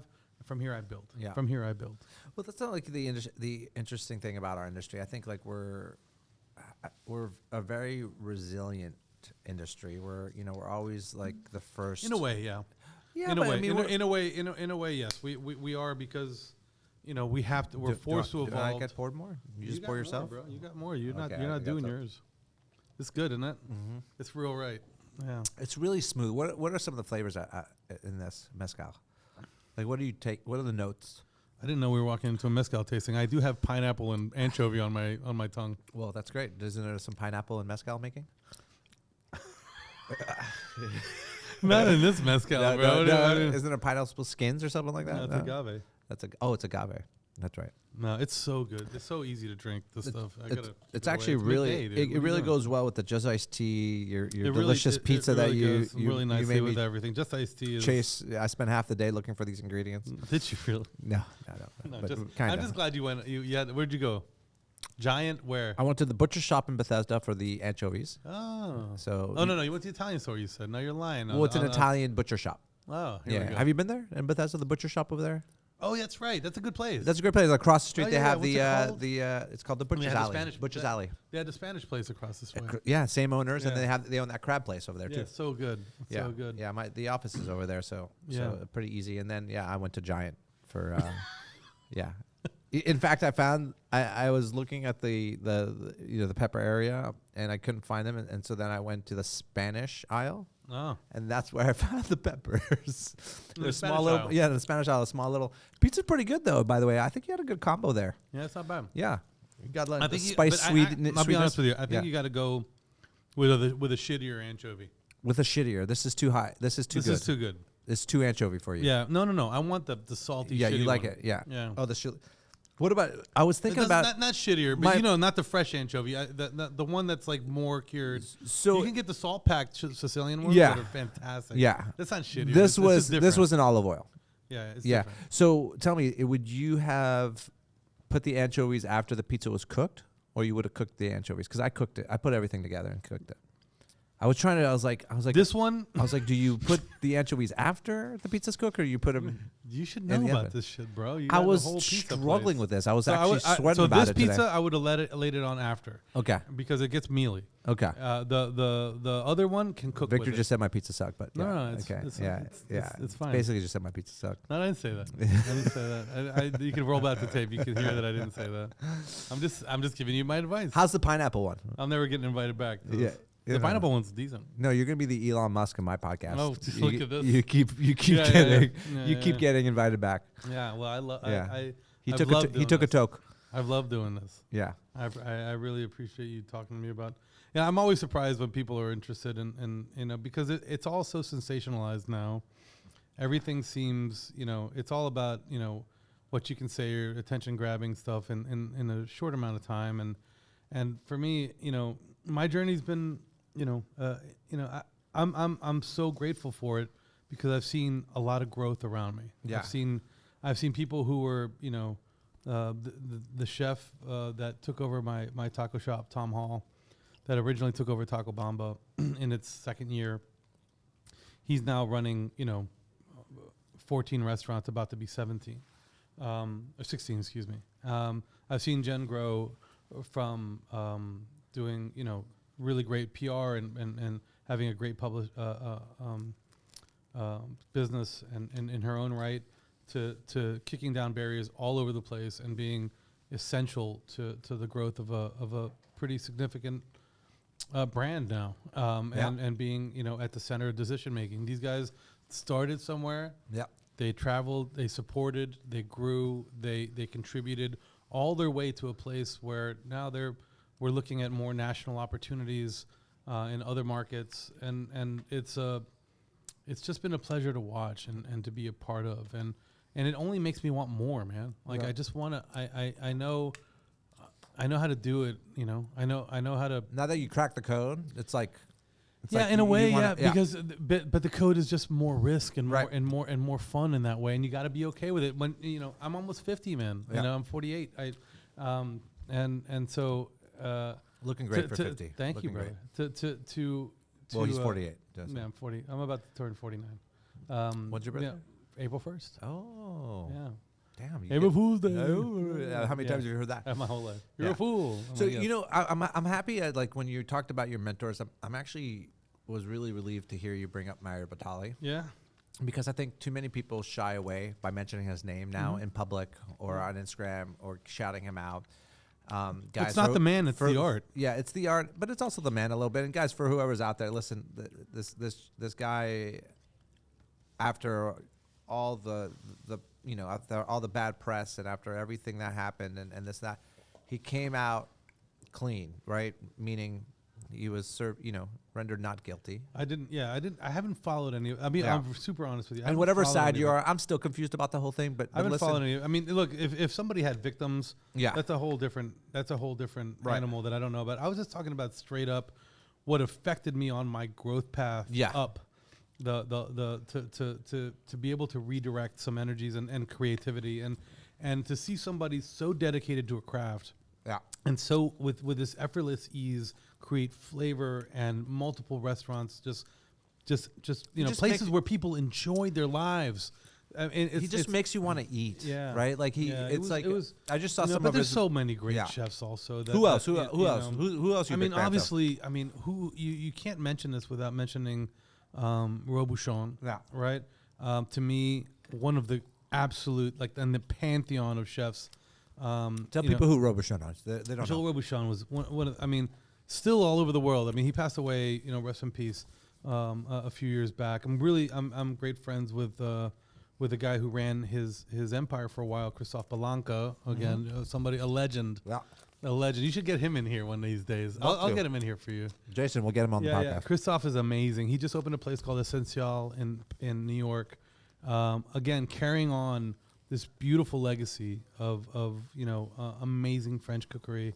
And so there's just so much, the people have affected so many people. So a lot of people ask me, and it's funny because I never started to be a fast casual guy. I didn't, I just did it because it just blurted out of me, like I told you earlier. Yeah. But, people ask me like, well, all these copycat concepts coming out because of you. All these people want to have taquerias now because of Bamba. Bamba did this, Bamba did that. I couldn't be, I hope people can, I hope that's true. Yeah. I really do. I really hope that there's other people getting something out of this idea that I've been getting something from. Listen, we got into the taco. We got into the taco game. Yeah, but also like We the It's Pizza. different. It's a little different. No, but I'm just joking. But We the Pizza, I'm also taking a page out of your book. I told you. I talked to you about it, and we've consulted. I was like, it's such a great I'm concept. heading out to suburbia with it's such a with great We the Pizza. Just follow me around. Follow. Go all over where Listen, Bamba is. if there's a location, I tried to open up next to you in Springfield, but You should've. there's another pizzeria going over there. I don't There's know. a place across the street you should go in. I mean, We the Pizza is a great brand. I looked at it it's always across the been street. well branded. And the food's always been great. I remember when you first started. It was such a cool we actually walked in with Christophe. Yeah. He was cooking here with me, and it was really cool. It's been so long. So long, man. God, jeez. Dude, we got I'll tell you, Victor. We're jumping all around on the podcast. I'm sure, It's fine. but We have ADD. We have an excuse. one of my favorite meals, guys. So Victor and I went with care to really prop up and help. In Lima, we in went Lima, to Peru and Ayacucho. Smallhold farmer. So for those, that was heavy. So for those who don't know, like 3,000 of the 4,000 variety of potatoes come from this little place in Peru called Ayacucho. It's 15,000. What? How high is it? It's basically. Well, everybody was making fun of me because. Well, first of all, we left and Mike Lima. Isabella So we stole left Lima. all of the oxygen and left none for all the rest of us. Wait a second. I'm going to correct you. Okay. We left Lima, Yeah. which is at sea level. Yes. And when we landed in Ayacucho, you realize that the plane did not even descend. So it was just kind of like, okay. Yeah. So it's literally high as all it can be. The highest peak. Yeah. It's really high. So it was 12,000 feet in Ayacucho. It took me about 45 minutes to get to my room just walking because I couldn't move. I couldn't move. Everybody's having breakfast. I'm like, am I the only one having a hard time with this? We had altitude sickness. Yeah, altitude sickness. So I mean, I'm half Peruvian. I go there a lot, and I always have altitude sickness. Yeah. So we go from 12,000 feet to 16,000 feet, where Ayacucho is in the mountains. We're climbing that van. Within that same day. Yeah, you can look it up. That stupid little van. Yeah. Yeah, that could have, it was a murderous, it was really bad. My whole body was tingling. Yeah, I couldn't feel my limbs. So actually, I didn't want to be the first one to say it. I was holding out. I was passing out. Yeah. The nurse on the bus came up to me and said, she like shook me. She's like, "Are you okay?" I'm like, and she's like, "Oh my god!" So she brought the oxygen and put it on my face, and I was reborn, man. It was unbelievable. I sucked up 2 whole huge bottles of oxygen. By the time we got to the top, I was feeling good, man. I was doing like yoga up there, and then after the ceremony where they make everybody smoke cigarettes, around the campfire or whatever, people were starting to go down, and we were all out of oxygen. Yeah. So I drank it all. I thought Victor took all the oxygen. Yeah, I drank it all. By the way, Sorry, Mike. I exactly. Mike Isabella was on the trip with us. Rest in peace, Mike Isabella. Jesus Christ. I shouldn't have brought the mezcal. I think maybe. That's just a joke. But we love Mike. But yeah, like I went to go grab the oxygen tank and there was no more oxygen in it. And I did it. I was like, what happened to Puff Puff Pass? Victor? No. Puff Pass. I bogarted that whole bogarted oxygen. the whole oxygen. And then, but dude, how cool was that meal? That we ate so in that's Lima? so that's what I was getting to. Yeah. So one of my top 3, if not top 1 meal I've ever had in my life was when Victor got us a table. What one a of the beautiful best man chefs. that is, yeah. The last night that his restaurant was open, His restaurant had been open for 30 years. Mm-hmm. Gascon, if you guys don't know, is a huge worldwide phenomenal chef. One of the greats. Gascon Acurio. Very big in Peru. Yeah. He had a restaurant for 30 years. He was closing it and relocating it, I he was believe. relocating it to the Casa Moreira, which is still one of the best restaurants in the world right now. But his original one was in Miraflores in a smaller place. And we did the 30-year tasting. That's what I was which was extraordinary. Extraordinary. I could not believe it. Maybe one of the best meals. Best meals. We sat down and there was only a tablecloth on the table. That was it. And then there was this book in front of you. Yeah. And the book had 30 different pages in it, and each page represented one of the tasting courses and an era in Gascon. So basically, you started with like what he was cooking the first year the restaurant was open, and then it was so beautiful. And then consecutively every other year you had a dish from so you saw the evolution of his craft in one meal. Well, we ended up with molecular gastronomy by the time all the way through.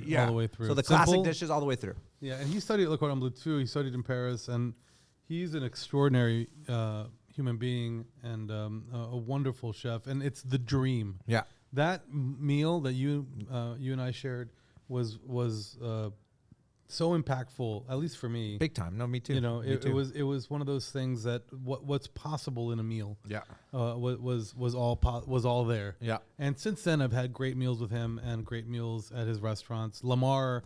We went to is that his cevicheria? Yeah. It's my favorite place in the world to eat. Yeah, I love that place. Like I would, if I had a private jet, I'd fly there for lunch, like as much as I possibly could. Well, let's work on that. Well, I'm trying. Yeah, let's work on that. I'm trying. Take me with you. More giving. Remember we went out to the beach as well, and we went to the market. We crushed that ceviche at the beach. Ceviche, the cereal bowls. Yeah. Cereal bowls of live fish. Yeah, it was so good. The fish were with the lime. The fish were jumping. Well, still. yeah. Well, he just filleted them quickly. And they filleted them quickly. Yeah, it's classic stuff, man. Yeah, we really enjoyed that trip. Right? And I tried to catch a wave. Yeah. You look foolish. The lifeguards in Peru were actually the ones looking foolish. Do you see how skinny their shorts were?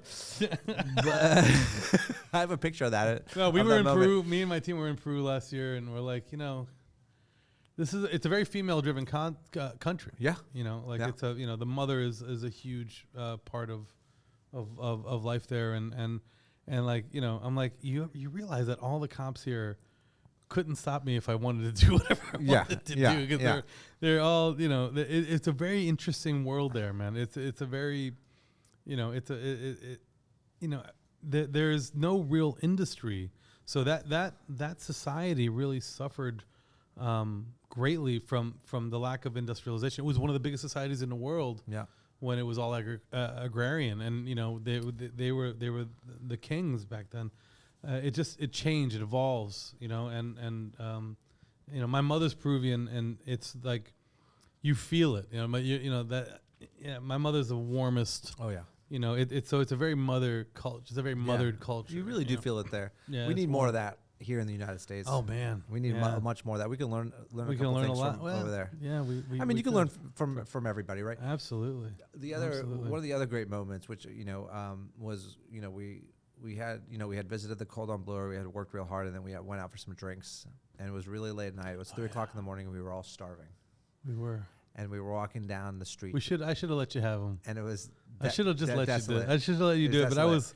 And I was not in a place where I wanted my friends to risk their lives. And in the far distance, you heard like the sound.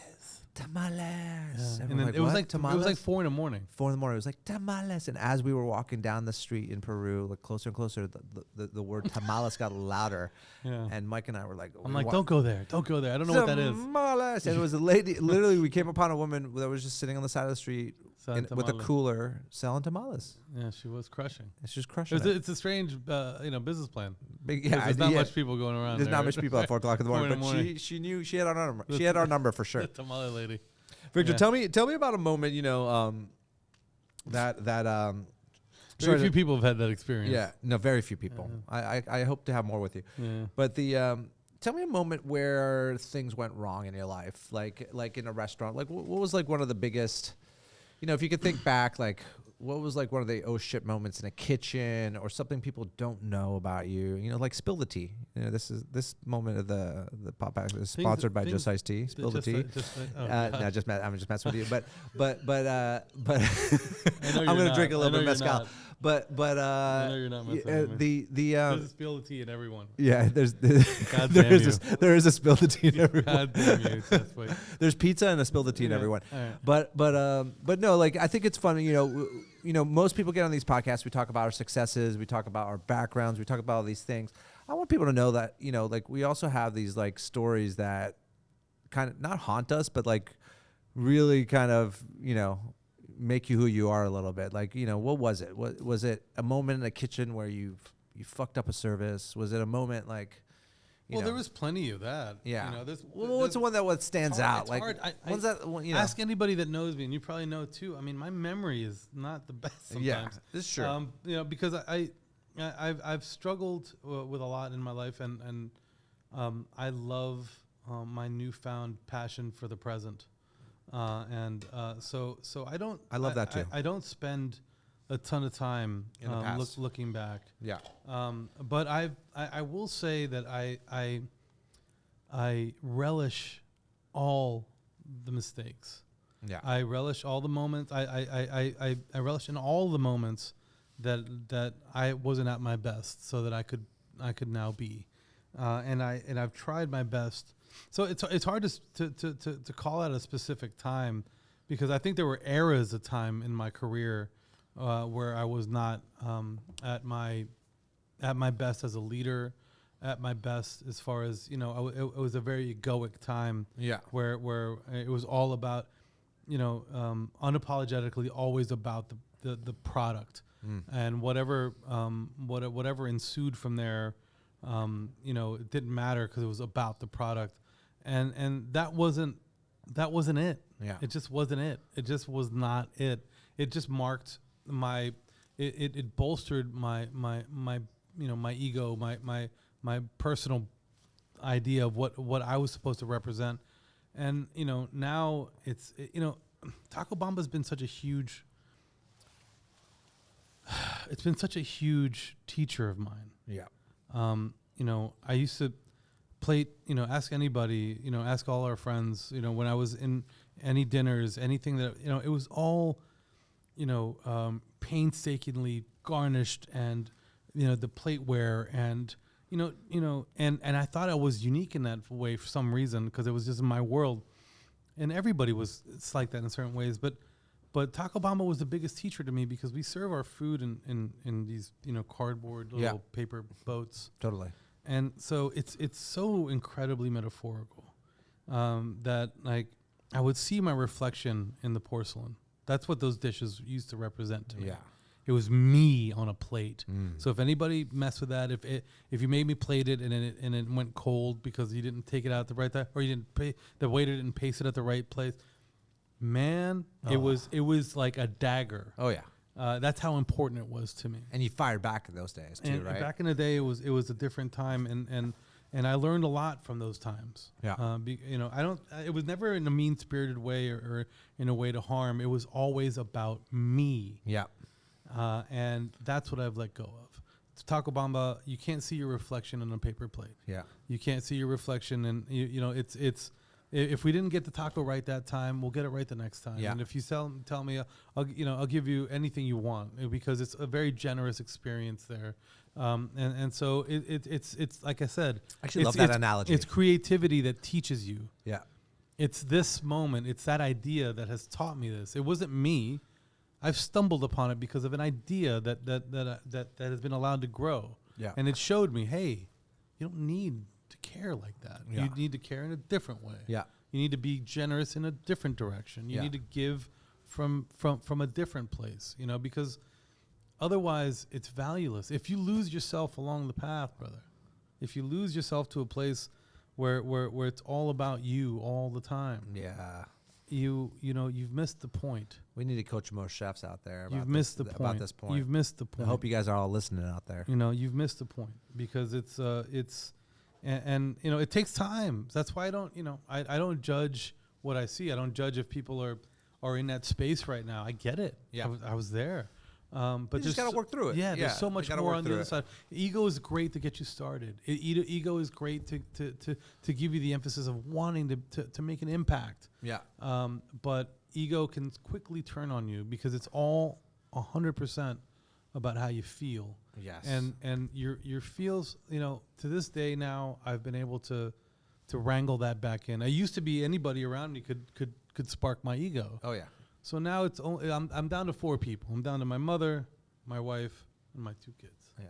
You're the best version of yourself right I'm now. I'm doing You my are. best. Brother. You're the I'm best. Doing, I'm you're doing my absolutely, best. Brother. absolutely best version. I'm of always yourself. I'm a work. I in mean, I loved you progress. then. I love you too. But I love you now even more and now. and I love you at your worst too. By the way. Yeah, thank I you. always did. Thank You know that. No, I do know that. I always was always there for I you. always actually felt that from you. Dude, your journey was super interesting because, it was uncharted territory. Big time. Right. So understand that being thrust into a limelight and being told you're a celebrity chef and living it and being it, for what it means. But then you still have to make a living. Yeah. You still have to go and do something special. You still have to work with people. You still have to work with your family. You still have to grow. You still have to deal. You still have to deal with right. all of it. And so that is the ultimate.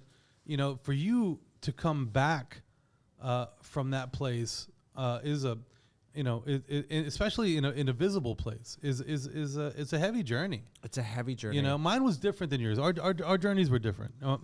Mine I toiled away for decades. Yeah. You kind of popped out of it a little bit, and then you started to realize, well, I still have more to give. And this one thing isn't really giving anymore. Yeah. And I got more to do. That's at least how I saw it. Yeah, no, you got the right read there. And so I gave and gave and gave and gave, but I was spinning my wheels in order to get awards. Yes. Yeah. And then nominations. Which you got many of, by the way. 2015 Chef of the Year. Chef of the Year, yeah. What happened every year after that? And immediately, Not Chef of the Year? exactly, not Chef of the Year.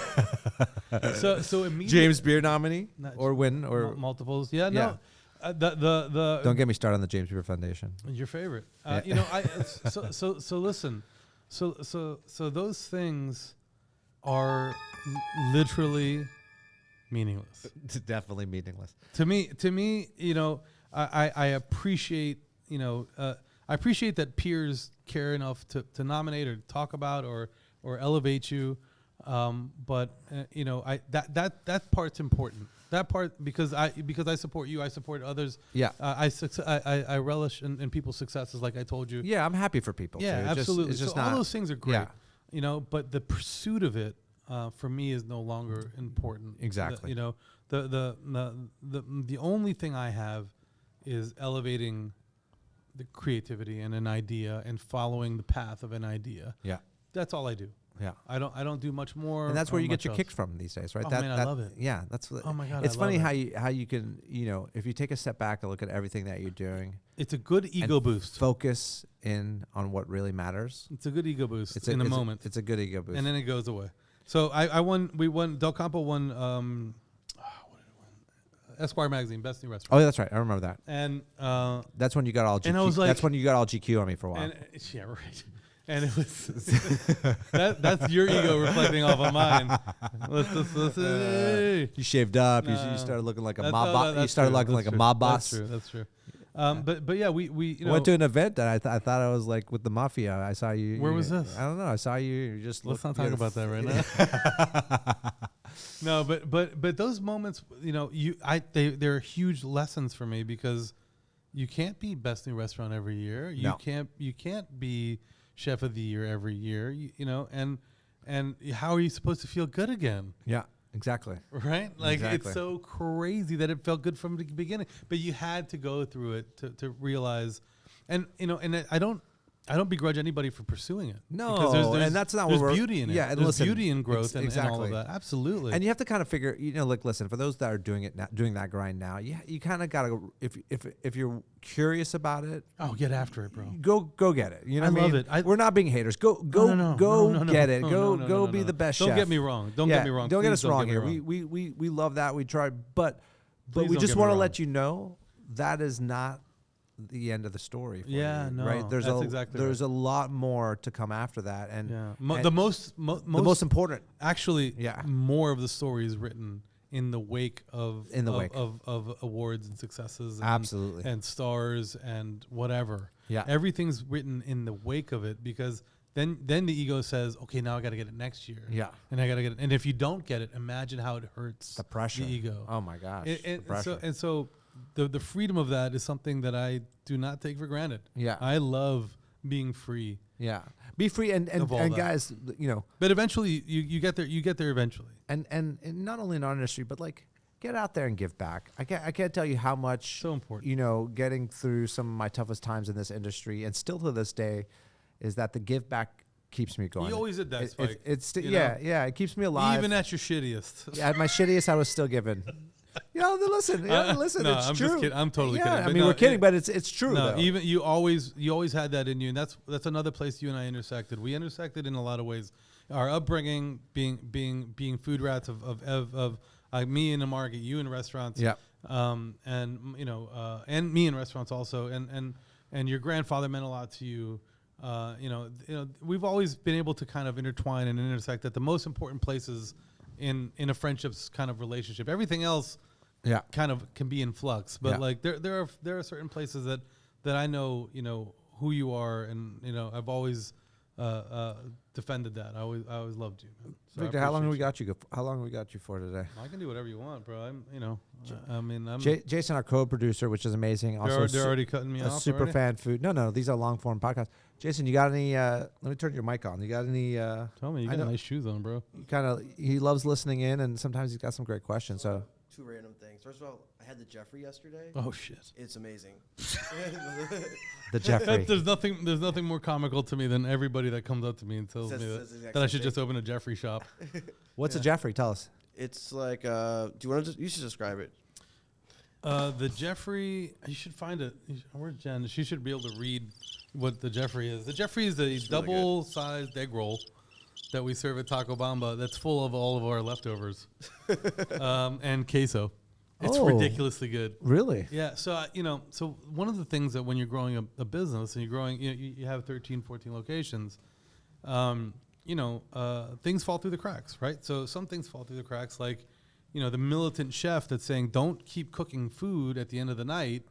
As you're producing things, you got to taper it off as people, because what happens is There's that no waste, Bamba gets yeah. so busy and it gets super intense that you just you're constantly searing meats, you're constantly growing, you're constantly doing all the and then at the end of the night you keep going and then it tapers off. And, Yeah. you have to tell people, hey, at this hour, start making it a lot more tight,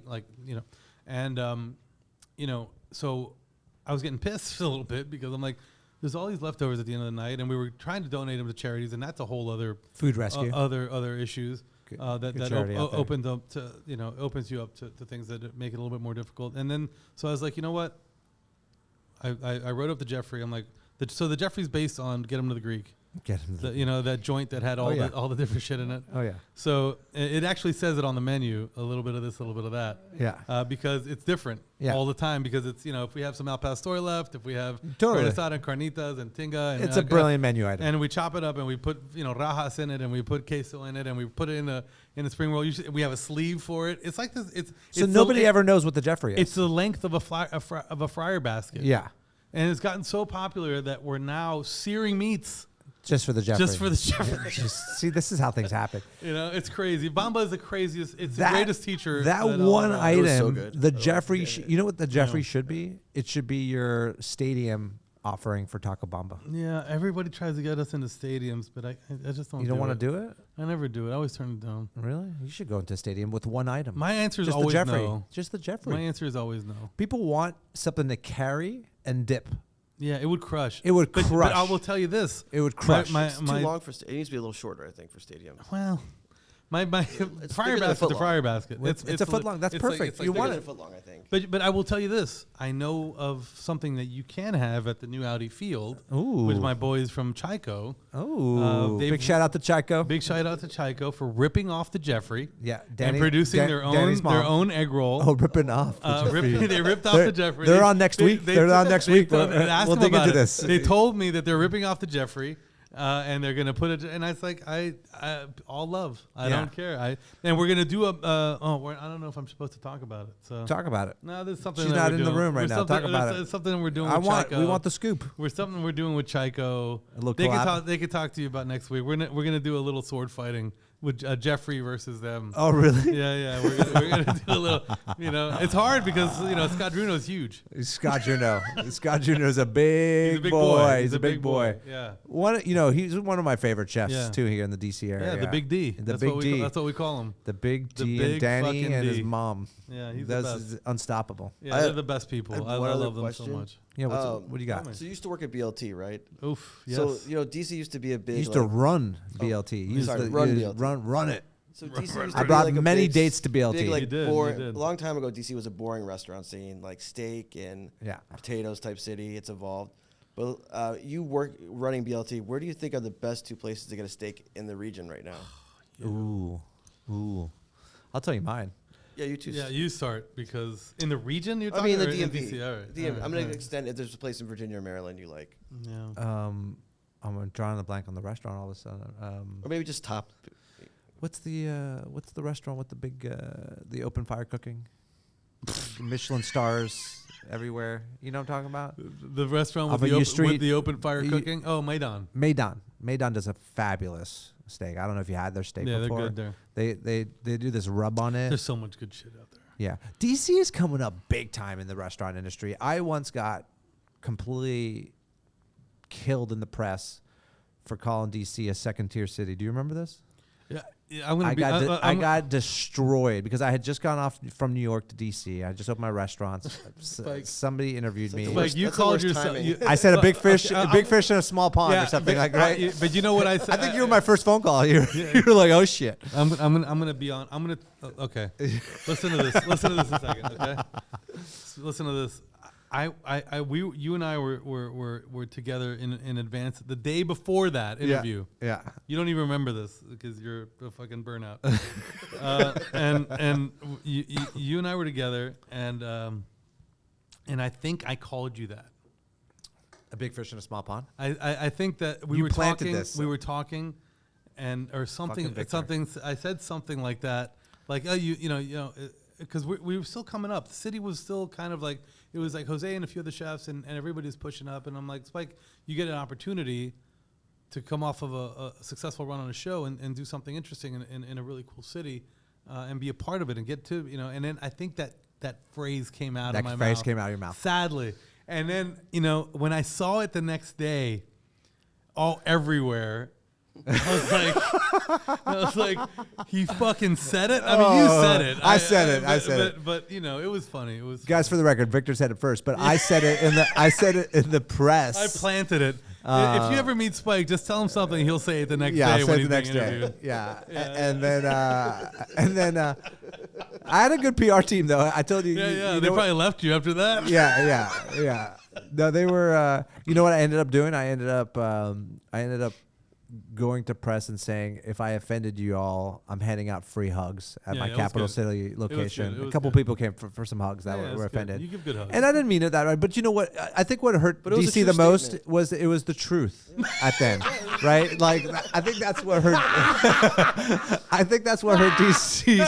I didn't have any part of this. Yeah. That's Spike's, No, you just said it yourself. There's only a couple chefs really making moves. Back in the day, there yeah. was Eric Repair that had his restaurant It in the didn't hotel. last. That was like Yeah, whatever. it didn't You had Michel Richard, right? Yeah. Which I couldn't get a job there. he had his- I tried to get a job at Central when I was Central. a It kid. was American Bistro, right? Well, Central? no, Central was. Oh no, sorry, Citronelle. Citronelle was his original. I tried to get a job at Citronelle. Yeah. And No good. people were like shanking each other in alleys to Totally, get a job at totally. Citronelle back in the day. Yeah. For $10 an hour. Yeah. That's what they were paying. Do you $10 an hour. remember when Michel opened that restaurant called Balls? That was great. I might redo it. I might redo it just in his honor. He opened a restaurant called Balls, and he might be my logo. I don't know who was advising him on this. I mean, he's like one of the greats, and he opened up basically a meatball. There was the meatball trend. Oh, I went there once. Yeah. It was like on 14th Street. Yes. No, Oh, was it? It was it on. was? Oh, I thought it was on 14th Street. I thought it was on 7th. Oh. Maybe it was on 7th. There was a ball. Oh no, place no, on you're 14th. right. It's It 14th, is right? on 14th Yeah, Street. it was called That Balls. was wrong. It was And on it didn't 14th last. It was like during the Obama years, I think. Oh yeah. Yeah. Oh yeah. Didn't last that long. Just, I mean, All right, obviously. stop taking. I need to answer the guy. Oh yeah, I'm just giving you time. 3 steaks Oh, in, three in the city. I'm gonna give you 3 steaks. Okay. I'm gonna Oh. give you bourbon steak, always Always. and forever. A great steak, even better burger at the bar. Shout out to you. Adam Sobel. Great chef, great chef, great guy, my great, brother. great and- partier. Yeah, Party's like the best of them. yeah, he's my brother. We should have him I on the love pod. him. Yeah, he'll come. Yeah, He'll come. yeah. He would come. I love the Capital. the new pastis that just opened. Oh, I haven't in- been yet. I tried to get a So reservation the other day. The steak haché is fantastic. The prime rib there is fantastic. I like it better than all the other like concepts that there are. I thought he really nailed it. Yeah. Star really nailed it with that, and the food is fantastic and service is great, and Are shout they- out to them. Is it the same owners of was there a merger like Le Diplomat and Pastis, or is No, it they're same. They're same, right? Steven Starr Yeah. owns, Yeah, same. owns Yeah. all of it. Yeah, yeah. He's an absolute master of his craft. big time? Big restaurants, big Yeah, restaurants, this really, guy. really beautiful. Really Yeah. beautiful to see him succeed always. It feels like he you're used to come walking to into Del the Campo all the time. So yeah. you It know. feels like you're walking in the New York City location of Pastis, right? Yeah, and honestly, I thought it was better. It's better. I thought it was really good. It was really well executed. And then my third is going to be, Shout out to Marjorie. yeah, Pastis. she's not there anymore. She's not there anymore. No. Oh, okay. Um, Get her on the pod too. You should. She's a beautiful human. Where's she at? You're gonna have to ask her. Okay, I'll find out. And me and the Big D, Scott Druno, we do enjoy a prime rib at the prime rib At the prime rib. from time to time. An oldie. An oldie but a goodie. yeah. The prime rib there is fantastic. Still is, it's. I don't know if it's as fashionable as it once was. Well, or so the whatever. Delmonico with the porcini powder and balsamic glaze at Capitol Grill is not one of your tops. I don't think I've ever had that. Oh, I don't think I've ever. Is that my good? guy. The porcini glaze, the powder, It's glazes. It's a I'm Delmonico. not a glaze guy anymore. They just put a little bit of a glaze on Yeah. it. It's I not. should have it's asked for a little glaze on the pizza today. Oh, I would glaze it for you. Oh, Jesus, I'm leaving. No, I mean, You know. with good stuff. Yeah, good stuff. Eatery. What else you got, Jason, over there? What That's else? it. That's all. it. That's all you got for me? That's all you got? I think No, that's man. all. I mean, it's been such a. What's crazy to me, Spike, is that it's been like such a quick moment to me being here across from you. Yeah. It's been like a snap of the fingers. It really all has. this life, all this time, all these decades, Oh yeah. all this food, all this shit. Ugh. And then The ups and we're downs, the sitting, policy, the worldwide travels. We're sitting here, hamming it up. I appreciate you having me on, man, and talking about life and talking about food. And I've tried to be as authentic as I know how to be here, brother. Because it's so nice to just talk to you. Listen, And, you were definitely one of my first guys that I wanted to get on the podcast, just because. Listen, like, we've been able to glaze through what Victor and I have gone through together and the relationship we've had, but it's not even like a tenth of the experiences and stories I had. That's why we're gonna get him back on. Eventually. No, man, I love this. I love talking to you, and we're no matter what, we've always kind of like we've circled back to each other, no matter what, over the years, and I'm glad you're where you're at. You Yeah. have a beautiful family and good people all around you, and you, like I told you earlier, you paint your surroundings with your thoughts, and somehow you must have good thoughts because you have such good people all around you and good things happening, and continued success to you, brother. Because I appreciate that. I appreciate the interest in having me and Of course. and doing this. Listen, and, you know how I'm excited about what you got going know, on. thank Let's finish with we're gonna close up this podcast here because the tequila. how many of these have you had? You're our first. I'm your first guest. Yeah, you're our first guest. Shut the fuck up. No, you're our first guest. Yeah, you're lying. No, you're my first guest. You're such a fucking liar. Who else have you had on here? No, we've only you're I'm the second. yeah, you are Who the the fuck was the first then?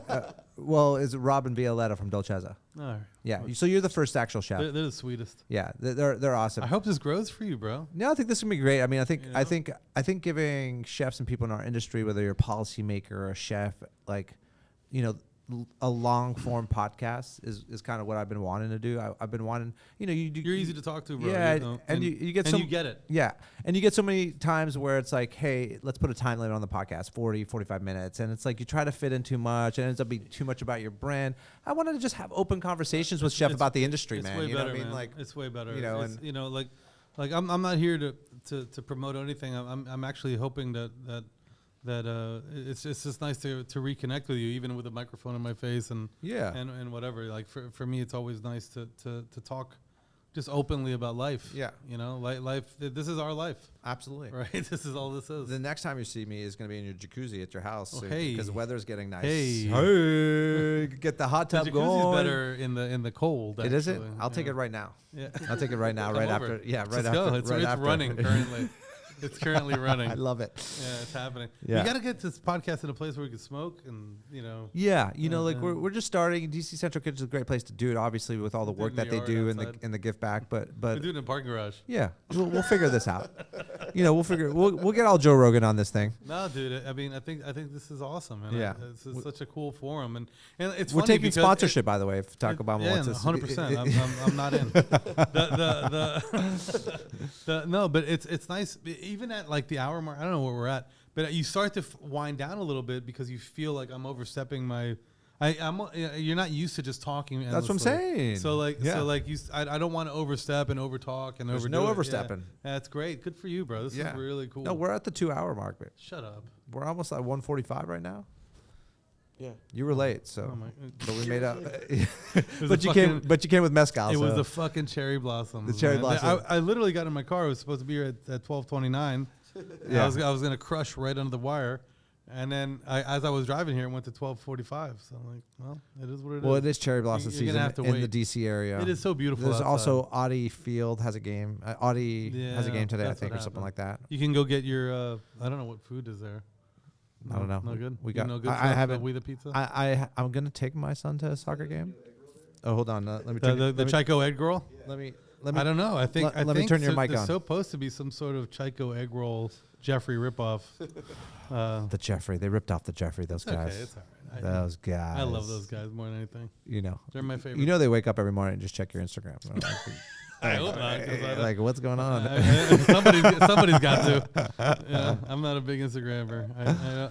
I love running the ball, bro. I still am one of those guys that believes in the interaction, believes in the flavor, the impact of the opportunity. That's why Taco Bamba's menus change. Yeah. I mean, I couldn't imagine doing the same shit over and over again, the same exact experience. I mean, when I say shit, I mean the layout, the artwork, the vibe, the style of restaurant. I mean, I do love that part of your concepts. That it's menus really are, by the way, if you guys don't know and you're the DMV area and you have a local Taco Bamba, there are different menu items at different Taco Bamba. So it's worth the extra mile or 5 or 10 to go check things out. Just go see what else is available there, right? So so kind of drawing that line in the sand for us makes it so much more difficult. Yeah. To recreate things all the time. It feels like you're starting almost brand new with every time. Of course, we fly under the same brand and under the same flag, and Taco Bamba kind of represents a lot of different things, but keeping everything as fresh as possible and keeping everything as different as possible, and pushing those. I mean, our first one was like 1,000 square feet, man. Yeah. So we've grown to like 3,000, back to 2,200 to 2,500. We wanted to be a brand, and we wanted to be a company that wasn't locked in with one formula that works. In fact, we wanted to bury things that worked and start over and hope, and be, because to me, to be in this era, to be meaningful as a brand, you have to be meaningful to so many different kinds of people. Yes. You have to be meaningful to people that frequent high-end centers and low-end centers, and whatever that means to anybody. Like we wanted to mean something to everybody. And if we didn't, we would die trying. Yeah. To us, that was it. To us, it's be as creative as possible, and have as much fun along the way doing it. So it's an honor to be here talking about it, bro. Well, Victor, listen, we're coming to the end of the podcast, but my last question for you is, What are your hopes for the Why industry? is Justice Iced Tea not in Bamba yet? Yeah. Is that why you're grabbing exactly? the No, this is your gift bag. Oh shit! Sorry. Yeah, it's See? a tote. See, I'm It like says wincing. just- I'm like, it I don't says know what's just gonna iced tea in happen. it. Oh, it's like- There's there's a credit app there form there just to Credit- fill out for the authorization Is of if Just I Iced Tea sign and it, yeah. is it like a 10-year Yeah, agreement? exactly. 10-year agreement. Before I turn to our sponsorship, what are your hopes for the industry? What do you predict out there? What's going, what are you looking forward to? I know, you've had so much success. I mean, like, listen, you're a classically trained chef. You travel the world. You do all sorts of charitable contributions. We're sitting here in DC Central Kitchen, where you've been a big part of the family here. I love it here. Helping feed the homeless, doing I love it culinary here. trainings, hiring out of here. You've done so much. Yeah. You really found your momentum here with Taco Bamba, which we're all super happy for. And Thank you, brother. what are the things you're looking forward to? So I'll tell you, I had a great thought until you played that little sound. That wasn't me. That was Jason. I'm just playing with you. No, I'm always looking forward to the next impressive thing, man. Like, I'm always looking for it. It's always like if you're a music fan, I'm always looking for that next song that jazzes you up and that's great. Thank you, Spike. Thank you. Is that reverb? Where's my reverb? Give me some reverb. Reverb? I don't know. You have that? That's not reverb, bro. These are the sounds I have. Oh, that's one. No, I you should have need done a lot for your You need a jokes. producer. We're gonna fix these, but okay. No, but I am. In all honesty, I hope that the industry stays as creative as humanly possible. That things that are derivative begin to wash away, and then and more people kind of come at it from the heart and have new ways of really impressing. I'm always looking forward to it. I'm the biggest fan of this art form, and I love everybody that does it. I really do. Yeah. And I can't wait to see more and better and constantly and more growth become something constant in this industry and have it be meaningful, man. And have it be meaningful. It's a special industry to be a part of. There's good people in this, and there's a lot of giving involved. So. You don't give hours away like you do as a chef and as a restaurant person, without you just give from the soul, because you're drawn to it. So I hope there's more, just more. Yeah, just more. Well, Victor, I have to say you are a true steward of this industry. Thank you, I couldn't be more happy to have you on the pod. Thanks for Thank taking you, bro. the time. Thanks for bringing the mezcal, guys. Obviously, I said anytime, any place, and then here I am, dude. Like any on place. the second, I'll never forget that. Love it. And now, Love you, bro. and you reminded me actually that big fish in a small pond was your thing. So just for the record, You All said right. it. I said it. motherfucker. You I said did it. say it. You whispered it to me, but I said it. Yeah. All right, guys, listen, that's it for the podcast today. Thank you, everyone, for Appreciate you, joining bro. us on this captivating episode of In the Weeds podcast. Our heartfelt appreciation goes out once again to our guest, Chef Victor Albisu, for joining us today. For more information about Taco Bamba, visit www.tacobamba.com. They got a lot of things going on, some more openings. A special shout out to our fantastic sponsors, Just Iced Tea and We the Pizza. They're both delicious. Oh, yes. Discover the refreshing taste of Just Iced Tea and at eatthechange.com, and satisfy your pizza cravings at We the Pizza at wethepizza.com. You won't regret it. A huge thank you, big thank you to our broadcast home, DC Central Kitchen, for their unwavering support. They're not just serving up food, they're serving up real change. Learn more and get involved at dccentralkitchen.org. To catch up on past episodes or to subscribe for future ones, head over to the intheweedspod.com, Apple Podcasts, or Spotify. The kitchen may be closed for now, but the conversation never stops. We are 86 for now. Until next time.